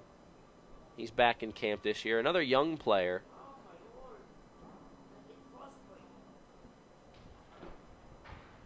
Here's the 3-0. Carp takes high on a 4-pitch walk in his first plate appearance of the spring. That sets up a first and second situation and 2 down for the first baseman, Zach Wilson. This is such a tough league for a young player to try to find himself in. All these veteran guys, they've been through high-level battles, and they're very heady, smart ball players, but Carp in his role last year never complained about minimal playing time. Great teammate. A lot of his time was spent bullpen catching. Wilson takes the ball inside 1-0. It's great to have guys like that they're there and they understand coming in that they may not play as much, but they're there to help out the team in some way. Another fastball inside 2-0. It wasn't just bullpen catching during the game, but during the day when starters were getting their work in during BP. Definitely hard worker, fit right in.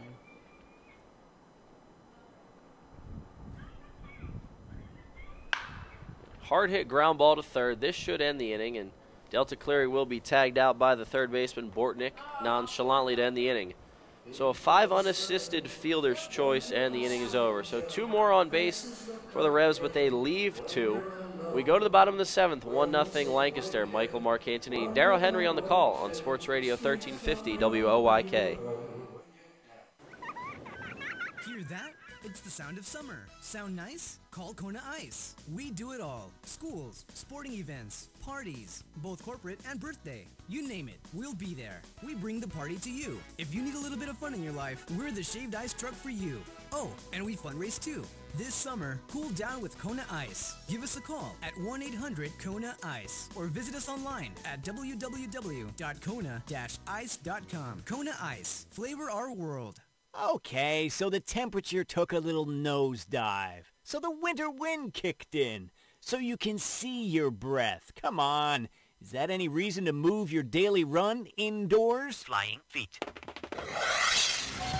When Mother Nature puts a chill in the air, Flying Feet says dress for the occasion and keep on running. Flying Feet has all the cool weather gear you need, from Gore-Tex running shoes and bright reflective gear to merino wool socks for foot comfort. The running experts at Flying Feet are all about safety, too, with lights to see and to be seen, plus hats, gloves, and neck warmers, as well as jackets, vests, pants, and sport tights. Believe me, these guys are not going to let a little winter weather keep you running in circles on some indoor track. Greg Baum and his staff have the knowledge and a true understanding of what running is all about, in any kind of weather. Flying Feet. Flying Feet Sports Shoes, 1511 Mount Rose Avenue, York, just off exit 18 of I-83 next to Battery Warehouse. This is Hall of Famer Jim Palmer. You're listening to York Revolution Baseball on Sports Radio 1350 WOYK. First in York, first in sports.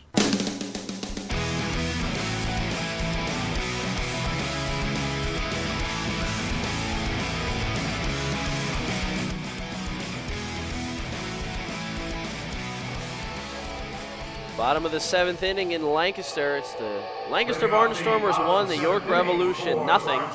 As we start the bottom half of the 7th. New pitcher for the Revolution is the right-hander Jeremy Holcomb. He'll have a new battery mate. It's Jay Karp, who walked in his first plate appearance of the spring in the last half inning. Karp is in the batting order in Alexi Casilla's spot. So Karp goes into catch, and Rivera, who is catching, moves to third base, and Casilla now out of the game. Everything else looking like it stays the same for Mark Mason's squad. And the Barnstormers looking to add to their 1-0 lead against Holcomb. He takes over for Nick Baker, who threw a 1-2-3 6th inning. And now first pitch swinging is the leadoff man for the Barnstormers, 0-1. And this looks like it is. We'll check on that in a second. Doesn't look like Sanford.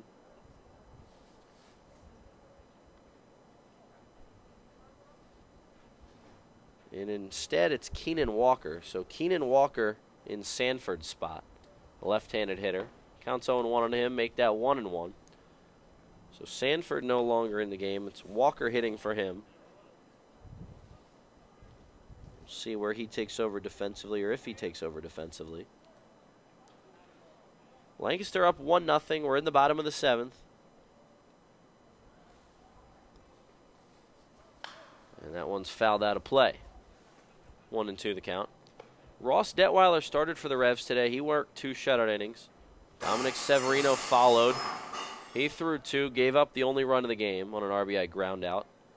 And Frank DiGiulio and Nick Baker both threw scoreless frames apiece. And now Jeremy Holcomb. Now a hard hit ball into the right field corner. This is going to be too easily. Jose Tabata over to cut it off as it caroms off the wall. It's a stand-up leadoff double for Keenan Walker. Not the start to Jeremy Holcomb's day that he wanted, so he'll have to work around that leadoff 2-bagger. That brings up Kyle Bortnick. No, instead, this is Matt Hibbert, actually. So it's Hibbert now, and this is the point in the game where not always sure who's going to step to the plate. So Matt Hibbert, who we saw in left field earlier, is batting now. And yesterday, Lancaster just kind of stuck guys in new spots in the order whenever they wanted yesterday. And, you know, you'll get that in spring training. Different from what Mark Mason's doing is knowing he's going to get 12 guys in, but just batting them all to start. Swing and a miss there. Holcomb comes back with a nice fastball. Hits have been hard to come by today. You couple the cold with the idea that you're pretty much seeing a new pitcher every inning, and it's tough to get in a rhythm.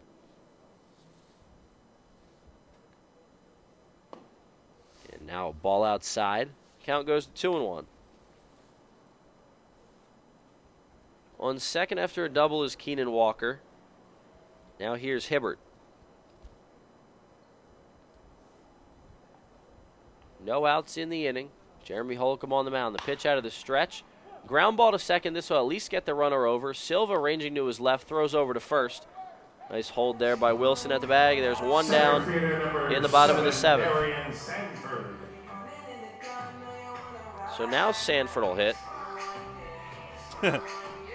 So it looks like what they did was just put 2 more guys at the bottom of the lineup. So Sanford is still in. Cool. And, you know, it's no point in even erasing anything at this point in the scorebook or trying to go back. Sanford with the drawn in infield is going to lace one into right field. And the Barnstormers will take a 2-0 lead. So an RBI single for Darian Sanford. The Barnstormers double their lead as Holcomb surrenders the run. And that's a case where even with the defense playing at normal depth, that might have snuck into right field. It was so hard hit. And that'll work today, a hard hit ground ball as opposed to a fly ball. But coming around to score is Walker, and Sanford with the RBI single.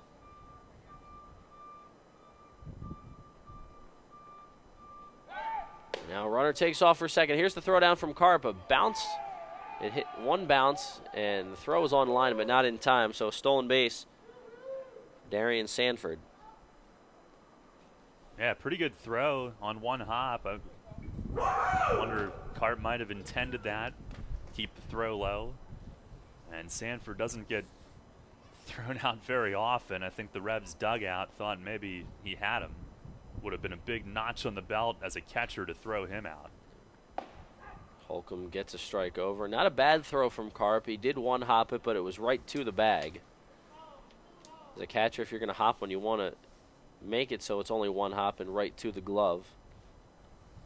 So again, a man on second. One down in the inning, fouled back. 1 run home in the frame here in the bottom of the 7th for Lancaster. RBI single from Darian Sanford, who just stole second base. Scored Keenan Walker, make it a 2-0 game.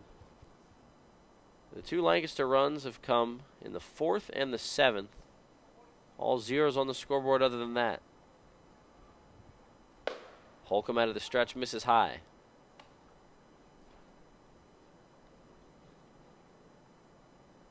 So now 2 balls and 2 strikes with 1 down.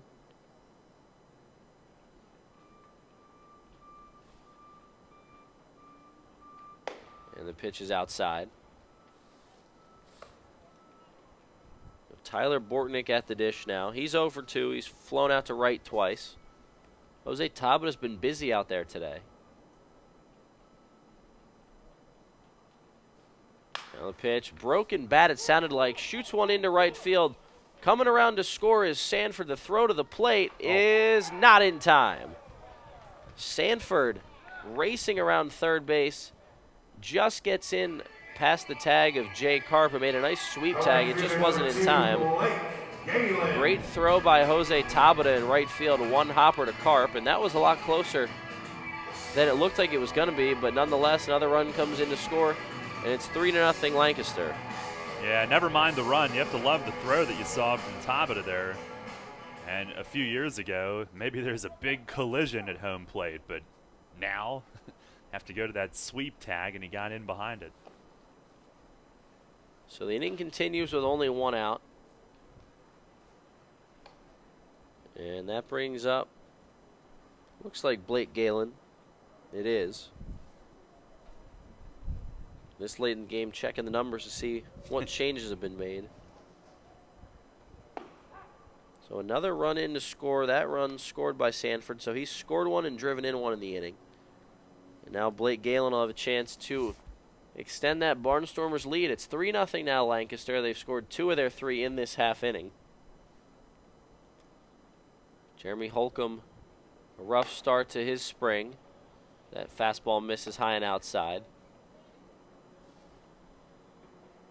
3 runs on 5 hits and an error for Lancaster.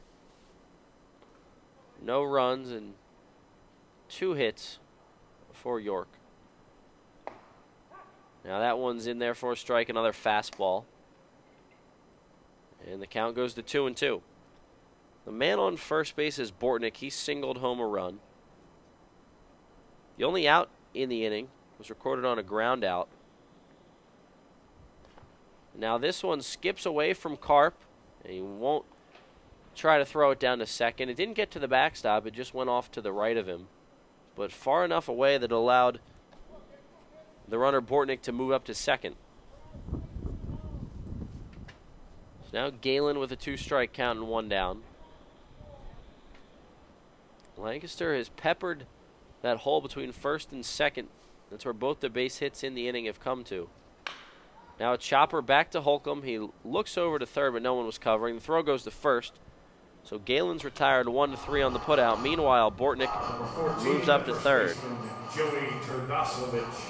Bortnick's fortunate that Rivera on contact at third started to go toward the ball. Instinctively, you can't be certain that the pitcher is going to get to it, and want to give yourself a chance to cut through and make that play if you're the only one that can. So here's Joey Turdoslavich as Holcomb tries to get himself out of the inning with just the 2 runs scoring. Turdoslavich takes a strike on the fastball. It's 0-1. 90 feet away from scoring the 4th run of the game for Lancaster is Bortnick. Now Holcomb misses upstairs and inside with that one, 1-1. 3-0 our score in the bottom of the 7th. Lancaster looking to win the 2nd of this home-and-home series. York came away with a 10-2 win yesterday. And now Holcomb misses low and inside.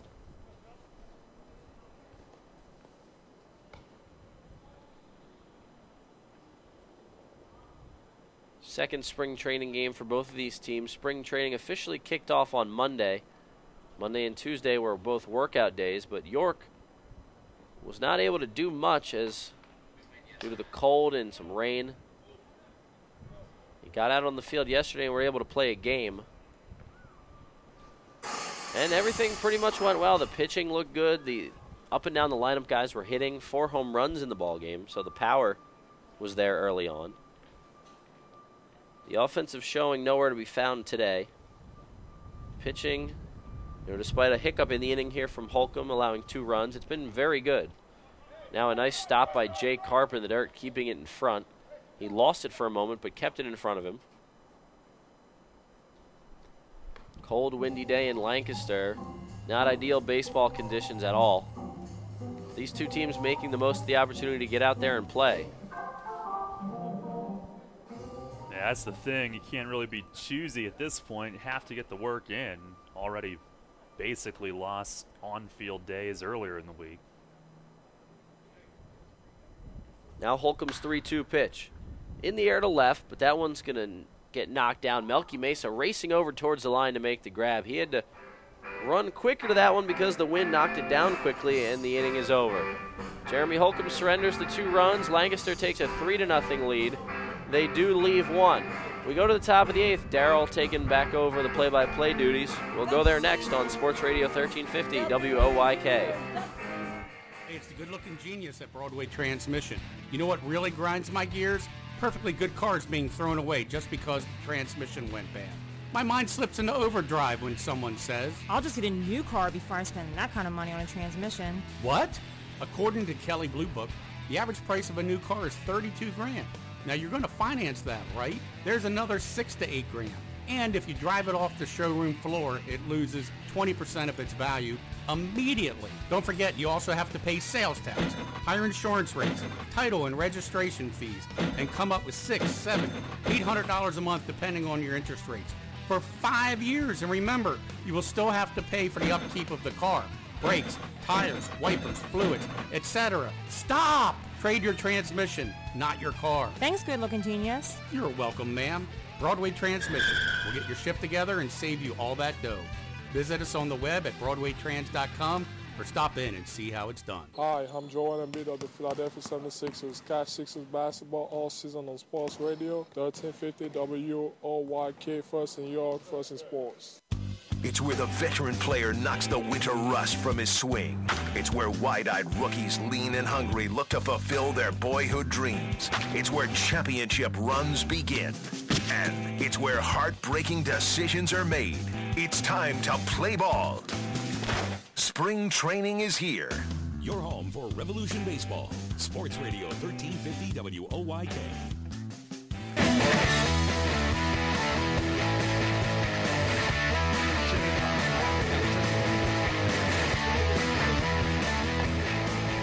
Head of the 8th inning, it's 3-0 Lancaster. Munson stays in.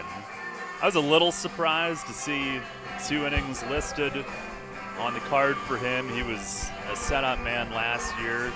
I doubt that they're trying to necessarily stretch him out into a different role. He's only made 4 starts in his career. Those were on a rehab assignment in 2015 in the Diamondback system.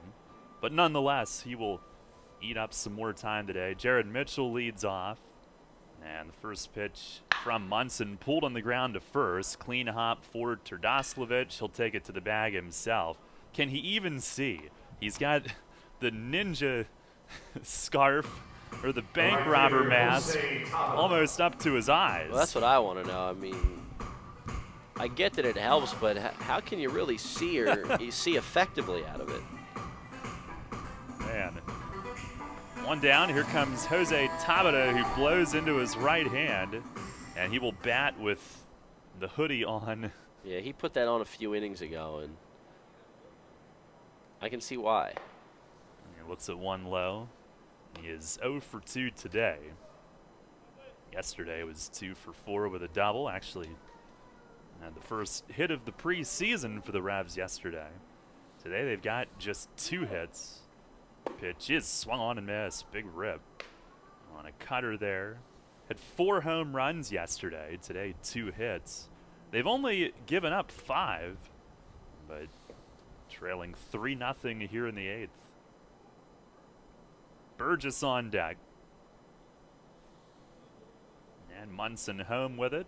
Inside, Tabata backs up slightly. Our next broadcast will be Saturday from FanFest. That should be a good time. Oh, yeah. Get all the fans out in the stadium. Hopefully, and the forecast looks like it's going to be nice, so hopefully it is nice. There's a called strike, 2-2. Yeah, looks good. Looks around 60 and sunny. And our day on WOYK will begin at 10 a.m. Central PA Game Day with Steve Navaroli. Special start time 10 to noon from outside on the plaza at FanFest. Pitch is down low, 3-2. And then we'll be on radio. And if you are a YouTube follower of ours, we'll have the whole Revs TV feed at home on Saturday as well. Multi-camera set up for the home games. 2 p.m. game, and like we said, on radio too. Here's the stretch, 3-2. And a swing on a high fly, left center and shallow. Sanford will trot in, and underneath it makes the 2-hand grab, 2 down. I don't know how he can see either. He's got the full face mask. Maybe they're high tech nowadays, see-through. Yeah, I don't know. I mean, Extra hitter, Michael Burgess. anything to keep the guys warm, because it's one of those sports where you really, you got to play in cold in the early months and the later months of the season. See, football's different because you can go to the sideline every few plays and you put the jacket on. Basketball, you're inside. Hockey, you're inside, although you're on ice. Here's Burgess. They shift over on him, and Munson misses away. Well, he's got the hoodie on now, too. I don't think we're going to have another day like this, but if we do, I'm going to broadcast with one of those ninja masks on. I like the idea. The fastball in tight, 2-0. I just need to get one of those sweet York Revolution hoodies. Team Yeah. sweatshirts for this year. Start posturing for that. I think they called that a strike. Looked in. Here's the 1-1. Swing and a miss. Burgess let it fly. He is grounded out and struck out today. It's a huge rip right there. I have a feeling he could have crushed that ball and it probably would have died in this wind somewhere in shallow center. Big bag loose in the outfield. Pitch is swung on and missed. Munson came in under his hands and got him on strikes. 1-2-3, 8th inning. Munson goes 2 scoreless. We go to the bottom of the 8th. It remains the Barnstormers 3 and the Revs nothing. Donegal offers car and homeowners insurance at rates that are very competitive. So competitive that Donegal's car insurance rates are among the lowest in the state. And if you insure your car and home with Donegal, Donegal will take up to an additional 10% off their already low rates. Donegal, a better value. Contact Coatman Kunkel Insurance at 717-854-0300 or stop in at 3217 East Market Street, York. Locally owned and operated by Pam and Rudy Kochman. Coatman Kunkel Insurance. Come on! Colin Cowherd. The pitcher who gave it up, who should worry more about getting his two-seamer on the outside part of the plate, Sam Dyson, he wanted to talk about that 1 second of raw human emotion where Jose Bautista, flipped a bat. Jose needs to calm that down. Just kind of respect the game a little more. You gotta be kidding me. This is The Herd with Colin Cowherd. I'm blowing everything up. We're starting over. Weekdays at 3 on Sports Radio 1350 WOYK. The fresh balls, the fresh bats, and all those fresh faces in the dugouts. It's spring training, pal, where the veteran players get back in the swing and rookies try to show off their thing. And we've got the latest from around the leagues, the breaking stories, the latest on player moves and injuries, plus all the juicy chatter. Hey, batter, swing! Listen for it all. Your home for Revolution Baseball. Sports Radio 1350 WOYK. Hi, this is Dan Patrick. Join me weekday mornings at 9 on Sports Radio 1350 WOYK.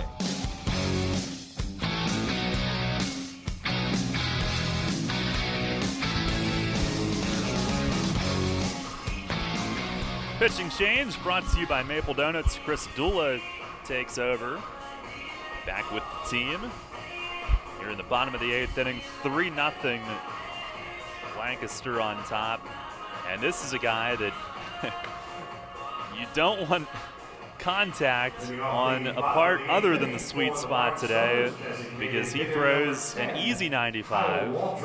And if you hit that off the end or off the handle on a day like this, it can't be better. It can only be worse. Yeah, lucky Jay Carp. Just his second inning of the spring behind the plate, and he's got to catch 95 on a 40-degree day. I hope he's got a glove on under. It doesn't look. It doesn't look like it.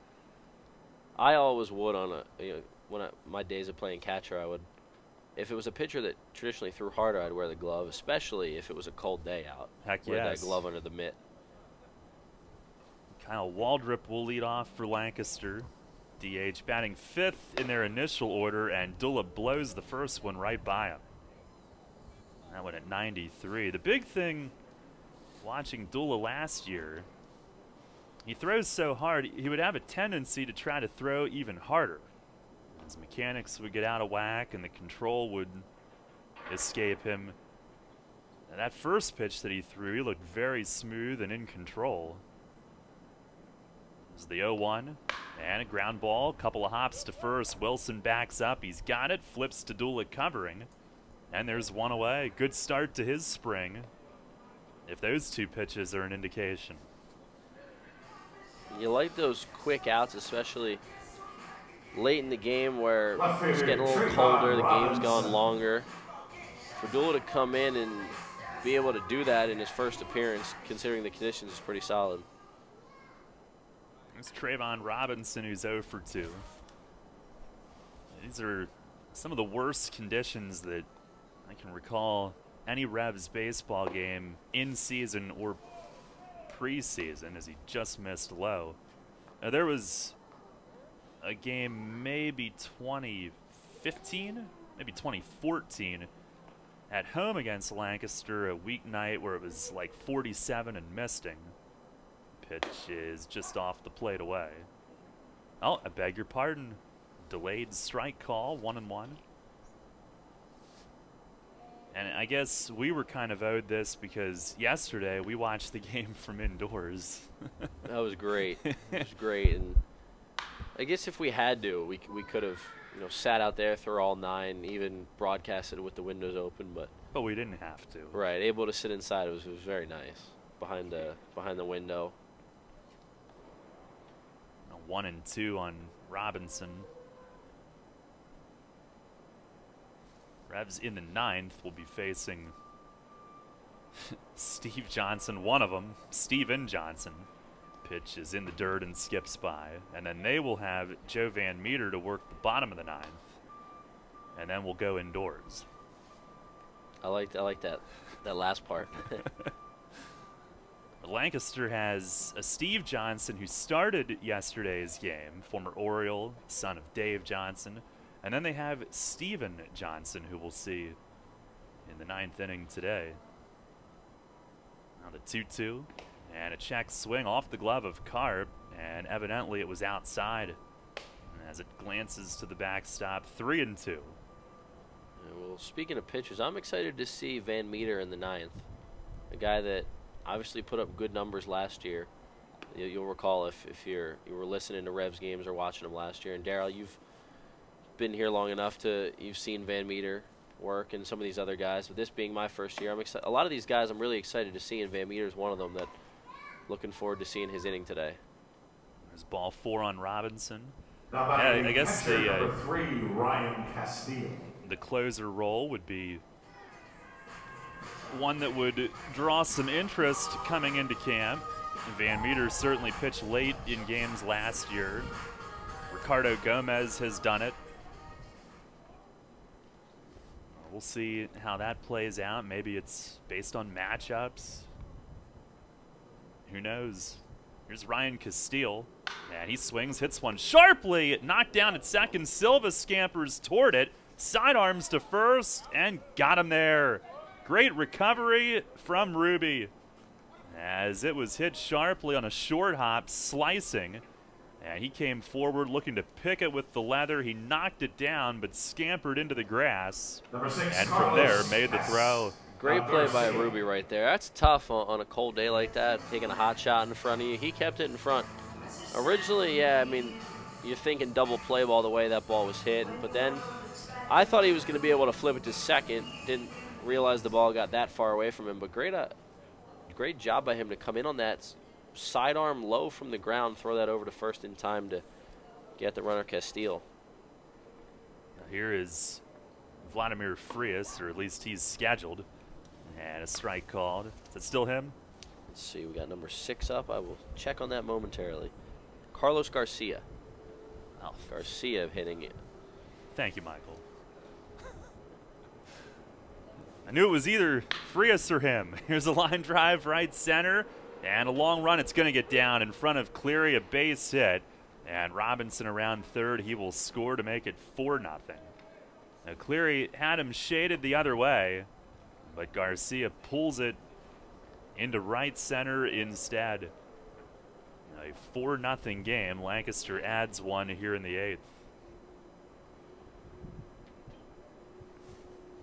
Now nice. A guy in a hoodie. Yeah, nice piece of hitting by Garcia.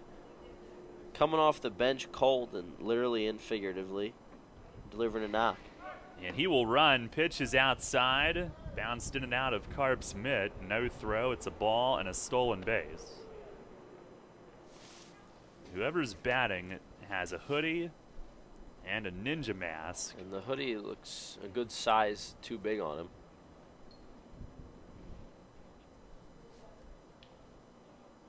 There's the 1-0. And that's outside, and that glances off Carp's mitt and on back. Garcia will advance to third base. 2 balls, no strikes. Well, this is Noel's spot in the order. Maybe he layered up. Or Frias. I believe it's Frias' spot, like you said. Yeah, I was looking at it wrong.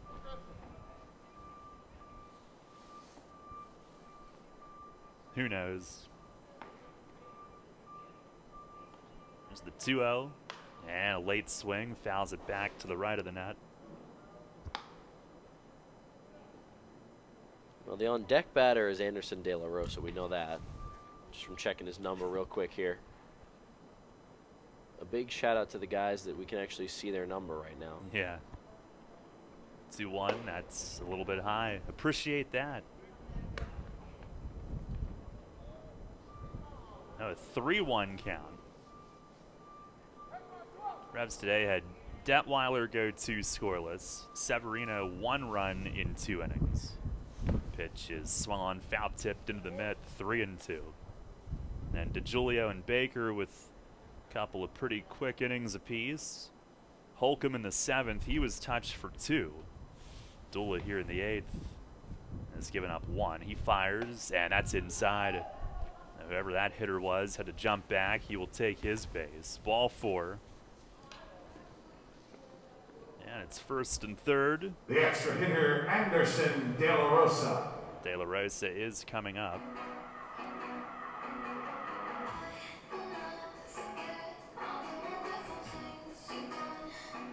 Tonight on WOYK, we've got Keystone Kickoff at 6, and then the Sixers at 7. Game 3 in Miami. Pitch to De La Rosa is a fastball strike. Again, we'll be back with you Saturday from FanFest, beginning with Central PA Game Day at 10. From out in front of our studios on the plaza, then Michael and I have the game for you at 2. Pitch is in the dirt outside. Carp slides over in front of it. 1 ball, 1 strike. 4-0 Lancaster lead here in the 8th.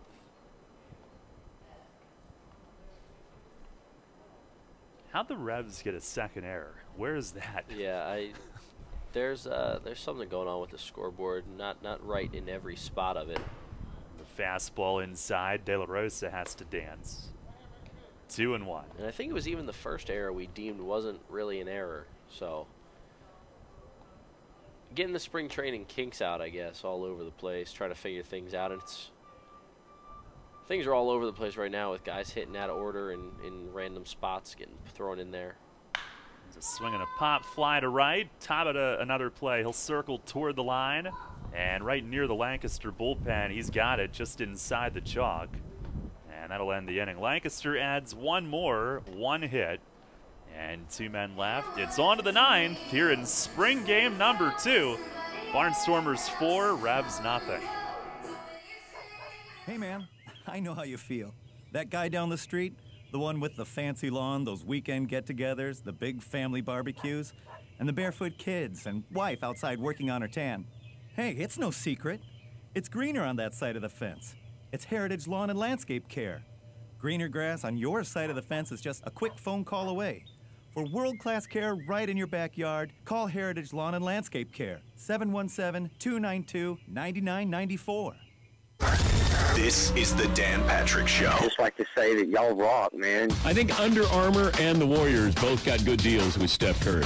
Do we look at Under Armour as that's the new and Nike feels like the old? Not that Nike is going to go bankrupt or out of business anytime soon. But if you look at what Under Armour has done, they've done pretty well with the under 26. It's pretty incredible. Dan Patrick. Mornings at 9 on Sports Radio 1350 WOYK.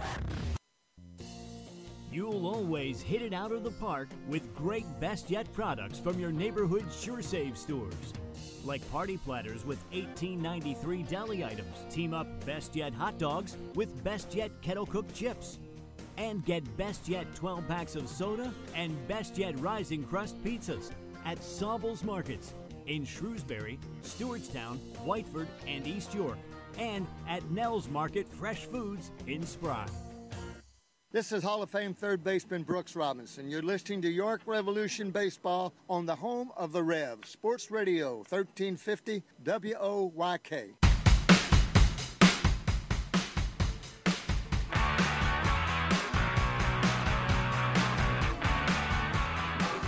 Head of the 9th, another pitching change brought to you by Maple Donuts. Right-hander Steven Johnson is the new pitcher for Lancaster. It's 4-0 Barnstormers. The board here has York with 1 hit. We have them with 2. Yesterday, though, Bears repeating 11 hits, 4 home runs. Jose Cuevas will lead things off. One thing, Michael, this team is going to need some on-field BP soon, and that should happen tomorrow, but this is the 4th straight day of camp where they haven't been able to take batting practice on the field. And that's hard, given that They only have 10 days of camp before opening day, and 4 of them right out of the gate, you can't use the field to hit is tough because, well, yesterday didn't seem like they needed it. Today, you could tell they definitely needed it. They took it at 3 o'clock yesterday. As a Cuevas will lead off. 2 at-bats today, 2 fly ball outs. And Johnson ready to go. The right-hander will work from the stretch. And at his first offering, it hit him. Oh, right around the left hip. And there should be enough meat in that spot, but on a cold day, that's going to numb up and get tight as Cuevas makes his way down to first. It's one of those where you would just rather have popped out or struck out on 3 pitches than to get drilled in the hip on a 40-degree day. There's Ryan Dent, who's 1 for 2 with an infield hit. It's a lot different than Long Beach here today, where Dent hails from. I'd forgotten he and Zach Wilson were high school teammates in Long Beach. First pitch is outside. Their high school team was ranked #1 in the nation at one point. Woodrow Wilson High School. And Zach Wilson went on to Arizona State. Dent was a first-round pick of the Red Sox. Pitch is over for a strike, 1-1. Can definitely see why they were the #1 team in the state. Anytime somebody gets drafted out of high school, it's impressive. To be a first-round pick out of high school for Dent, that's a pretty nice accolade there. And Wilson moved his way up the Yankees system. Pitch way outside, 2-1. Playing at Arizona State, that's some great baseball out there. Anything south in the country is some good baseball, you know that. By the way, if you're watching on YouTube, well, you must be. That's the only way you can find us. There's the 2-1 and a breaking ball over for a strike. You may notice Lancaster now has a purple batter's eye. It's the first of its kind that I've ever seen. I assume it goes along with the sponsor that's on that part of the fence. But it used to be green, it's purple. There's the 2-2. And a called third strike. Fastball, outer bottom corner, 1 down. Now, they're doing some different things in right center. And understand that, well, to be honest with you, I forget what we were told, but some sort of activity section in right center. And at the moment, that part of the fence, as you can see, is see-through. It's where they used to have their bumper boats. Here's Malky Mesa, and a curveball over for a strike.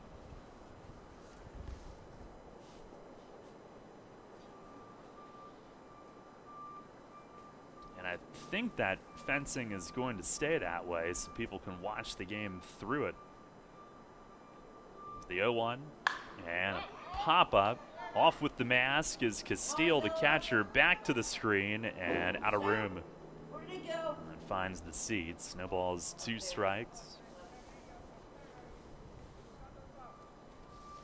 4-0, Lancaster the lead here in the 9th. We will also, in addition to FanFest, we'll be broadcasting Sunday afternoon from Southern Maryland. That will also be on radio, in addition to YouTube. And then on Tuesday at Somerset, we'll be back here on YouTube for an afternoon game. 0-2 to Mesa, and a slider chipped foul to the left of home plate. Johnson, a former 6th-round pick of the Giants in 2012, 3.5 years in their system, and then traded to the Reds for Marlon Byrd in August of 2015, a 1.5 years in the Reds organization.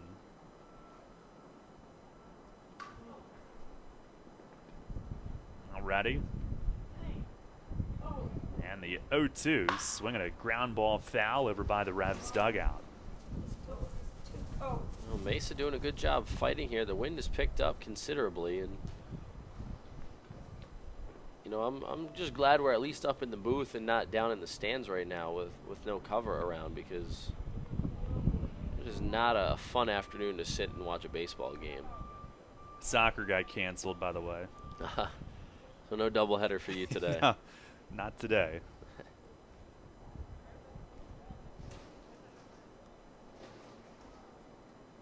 Johnson delivers, and a liner yanked foul into the front row. I'm sure had we had it, you would have joined me. I still was undecided at this point, so guess you made the decision for me there. They made the decision for me. But almost through this one, and you know, it just hasn't been the Revs' day today, but I'll still got some life here. One more out to play with. Another 0-2. And a swing and a miss. Snap throw to first, and scampering back is Cuevas, who motions in. What are you doing, man? Well, now there's one more out to play with. Extra hitter, Travis Witherspoon. Why are you making me run? Yeah. 2 down. The Revs and Barnstormers open the preseason against each other. York will host Lancaster Thursday night, opening night of next week. And then a week later, we'll be over here for their home opener. Here's Witherspoon. First pitch breaking ball is in tight. They played him today. Tom Richards, he will be on the Clipper Magazine Stadium music board for that home opener. That's what he does in addition to umpiring. The 1-0 and a swing and a miss, fastball. But looking forward to it. A lot of War of the Roses matchups, though, right out of the chute. Teams will play 17 times this year. 1-1. That's in the dirt and deflected by Castile, who keeps it close. Most years, play every team 20 times. This year, mostly 18 times apiece, with the Road Warriors added for a year. But against Lancaster, an odd number. So, Community Cup possession won't come down to the tiebreaker of who had it the year before. It'll be decided outright. On the 2-1, swing and a miss. Good late life on that fastball. Yeah, that's one of the biggest things I'm excited about in the Atlantic League this year. My first go around is, you know, seeing that rivalry game or series play out. 17 games to decide a winner in that one. I think it's really fun that we'll be seeing each other in both home openers, too. Sure. Pitch is a breaking ball, called third strike. Johnson with a scoreless ninth. He strikes out the side after the hit by pitch. And the Barnstormers have effectively won this game 4-0, but we'll play a bottom of the 9th inning. Joe Van Meter will get an inning of work when we come back. 4-0 Lancaster here on spring training, day number 2. You'll always hit it out of the park with great Best Yet products from your neighborhood Sure Save stores. Like party platters with $18.93 deli items. Team up Best Yet hot dogs with Best Yet kettle cooked chips. And get Best Yet 12 packs of soda and Best Yet Rising Crust pizzas at Sobel's Markets in Shrewsbury, Stewartstown, Whiteford, and East York. And at Nell's Market Fresh Foods in Spry. Sports Radio 1350 is your home for local and national sports. The Big Sports Talker also has you covered with news throughout the day. Catch statewide updates on news and sports from Radio PA. Stock reports with Your Money Now, mornings and afternoons. And national news updates every hour from Westwood One. Stay up to date while getting your sports fix all day. Sports Radio 1350 WOYK. First in York, first in sports. The Revolution plays here. Play ball! The new Sports Radio 1350. Can't get enough of the birds? WOYK has you covered. Join us all season on Mondays at 6 for the Baltimore Baseball Show, hosted by award-winning Orioles and National Baseball writer Dan Connolly from BaltimoreBaseball.com. Exclusive in-depth interviews plus the latest insight and analysis on the Orioles every week. Talking baseball with the Birds, Mondays at 6. The Baltimore Baseball Show on Sports Radio 1350 WOYK. First in York, first in sports. Hi, this is Dan Patrick. Join me weekday mornings at 9 on Sports Radio 1350 WOYK.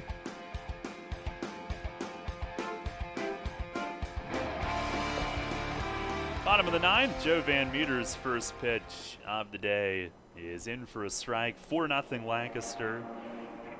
Walker at bat. And Van Meter fires, shows bunt. Walker does, takes outside.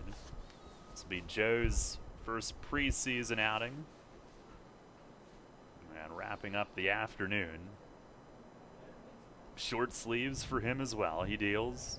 And it's fouled back. Late swing from Walker. Van Meter, after a terrific first year in York, and especially in the second half, he was coming back trying to prove healthy after a back injury cost him much of the year before that. Did he get him? Inside, appeal to third. He's rung up.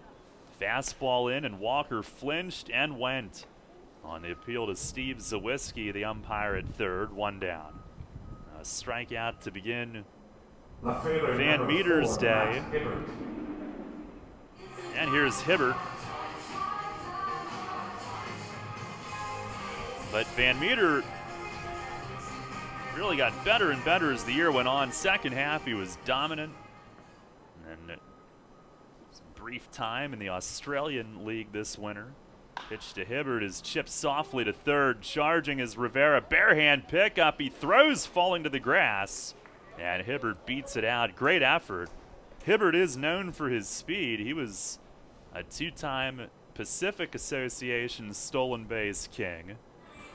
A stretch that was interrupted by only Darian Sanford, who won it the year in between Hibbert's two stolen base crowns. So he can fly.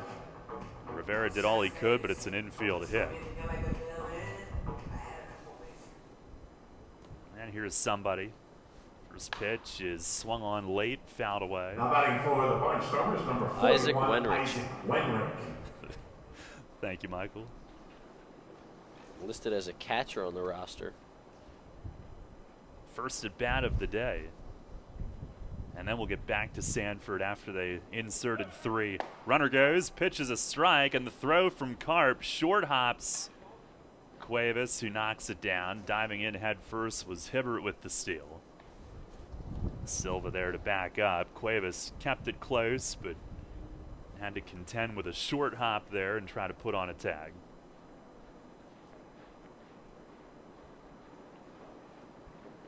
I believe it's 0-2. Van Meter delivers, and it's served the other way, but fading foul off the bullpen bench, which is now empty. Van Meter, the last in line today. It's a long wait for him. Wait all day for his work. A couple of the guys were out throwing this morning before the game. He fires, and a fastball just missed, up and away.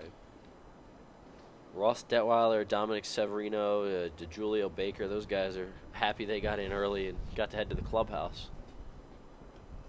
Probably wishing they would have driven over here. There's the 1-2. And a swing and a miss. Change up in the dirt. Karp smothers, steps to his right, throws to first, and Wilson holds it. Stretching into foul territory to give him the target. The extra hitter, Two down. Sanford. Hibbert stays at second base. And here's Sanford. 2 strikeouts in the inning for Van Meter. Sanford 1 for 2 on the day. With an RBI, steal, a walk, 2 runs. First pitch fastball is in tight.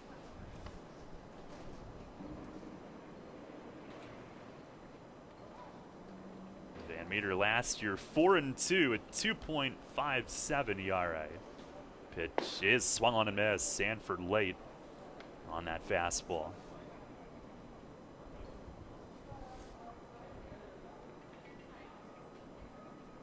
Last year, the All-Star break, Van Meter's ERA mid-4s, the end of the year in the mid-2s. Deals, and it's low, 2-1. The playoffs, 4 outings, only 1 run allowed, came up big in the postseason as well. From July 1st through the end of the year, only 3 earned runs. There's a change-up down, 3 balls and a strike. That's 3 months, 3 earned runs. He was fantastic. And I remember just looking through his numbers for getting our media guide put together. And I just kept scrolling down, seeing 0, 0, 0, just endless. And that was one of the things, though, seeing his ERA, how much it improved from the All-Star break to the end of the year. There's a pop fly lob toward the stands, third base side, out of room. Rivera hustling over toward the tarp. And now 3 balls, 2 strikes. 4-0 Lancaster. They've already won the game, but wrap things up here in the bottom of the 9th. And these 2 teams will next see each other a week from today. Pitch is down low, and Sanford walks. So an infield hit and a walk against Van Meter here in his spring debut. This should be Bortnick's spot in the order. I believe that is him. Everybody pulling out the sweatshirts at this point. No matter what color it is, what size it is, whose it is, everyone's just like, throw me one of those. Bright red for Bortnick, and he looks at a fastball Third strike. baseman Tyler Bortnick. I mean, you just can't tell what these guys wearing. The hoodies, the face mask, and even the helmet. You know, all that combined, you have no idea who's up. Fastball just inside. I mean, imagine being like a neutral broadcaster for this game and just not knowing what's going on either side. No numbers on one side. There's a liner served to right, and Tabata will coast to his left. He makes the grab, tosses it back in, and immediately turns and runs into the clubhouse in the corner. The game is over. He will beat his teammates to the clubhouse and warm up, and he had the closest spot in the field to do that. Nicely done to finish it off. Caught it, got rid of it as quickly as he could, and ran indoors. I love it. I missed that too. I ducked away to finish the scorecard, but that's hilarious. You can't blame him. That was great. No runs, 1 hit, and 2 men left. 4-0 was the final. Lancaster winning it here today, and the Revs now 1-1 on the preseason. We'll take one quick break, wrap things up for you when we come back. Are you one of the many people that has a 401k that is eligible to roll over, but you just haven't done it yet? Maybe you're not sure where was the best place to put it. I'm Tom Dasher of Tom Dasher Investment Services. I specialize in helping you getting your 401k and IRA money parked in the best place for you. So if you haven't rolled your 401k yet, or if you're not satisfied with your IRA, call me for a consultation at 487-2096. That's 487-2096. And check out my website at tomdasher.com.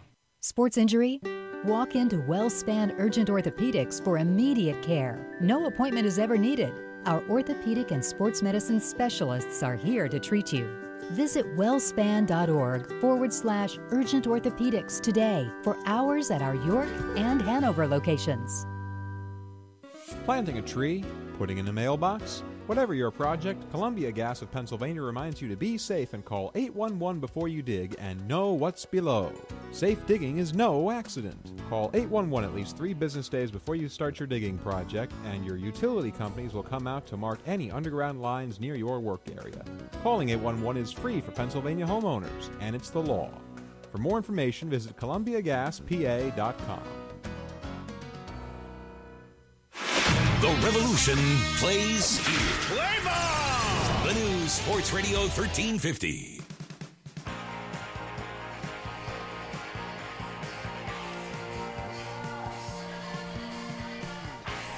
Wrapping things up from our first visit to the Clip here this season, and I dare say my coldest ever trip to this ballpark. 4-0 the final score. Lancaster wins it. Revs now 1-1 on the preseason. And Michael, a tough day for the hitters, but that's almost to be expected early in spring anyway, and then you add on conditions like this. But bottom line, guys got their work in, and a week from today, everything will obviously start to count. I think with the rain earlier today and the cold, we're just thankful that the guys got 9 innings in and another day of work in the books. Sure, the rain earlier today put a damper on things from the start on top of the cold, but to be able to get this game in only a half hour after the original start time was impressive. A great job by the grounds crew getting the tarp on early. But yeah, it's one of those days where you just have to get the work in, get back out on the field. Yesterday were more ideal baseball conditions. Today, not so much, but nonetheless, you have to play the game. Mason got a chance to get a lot of his pitchers in today. A lot of them looked really good. Everyone threw the ball pretty well. A couple got hit around, but for the most part, the pitching's right where you'd expect it to be, or even better, even just after a couple days. And the hitting, yesterday it was there. Today, not so much. Final totals for the Revs: no runs, 2 hits, 1 error. They left 8. For the Barnstormers, 4 runs, 7 hits, no errors. They left 7.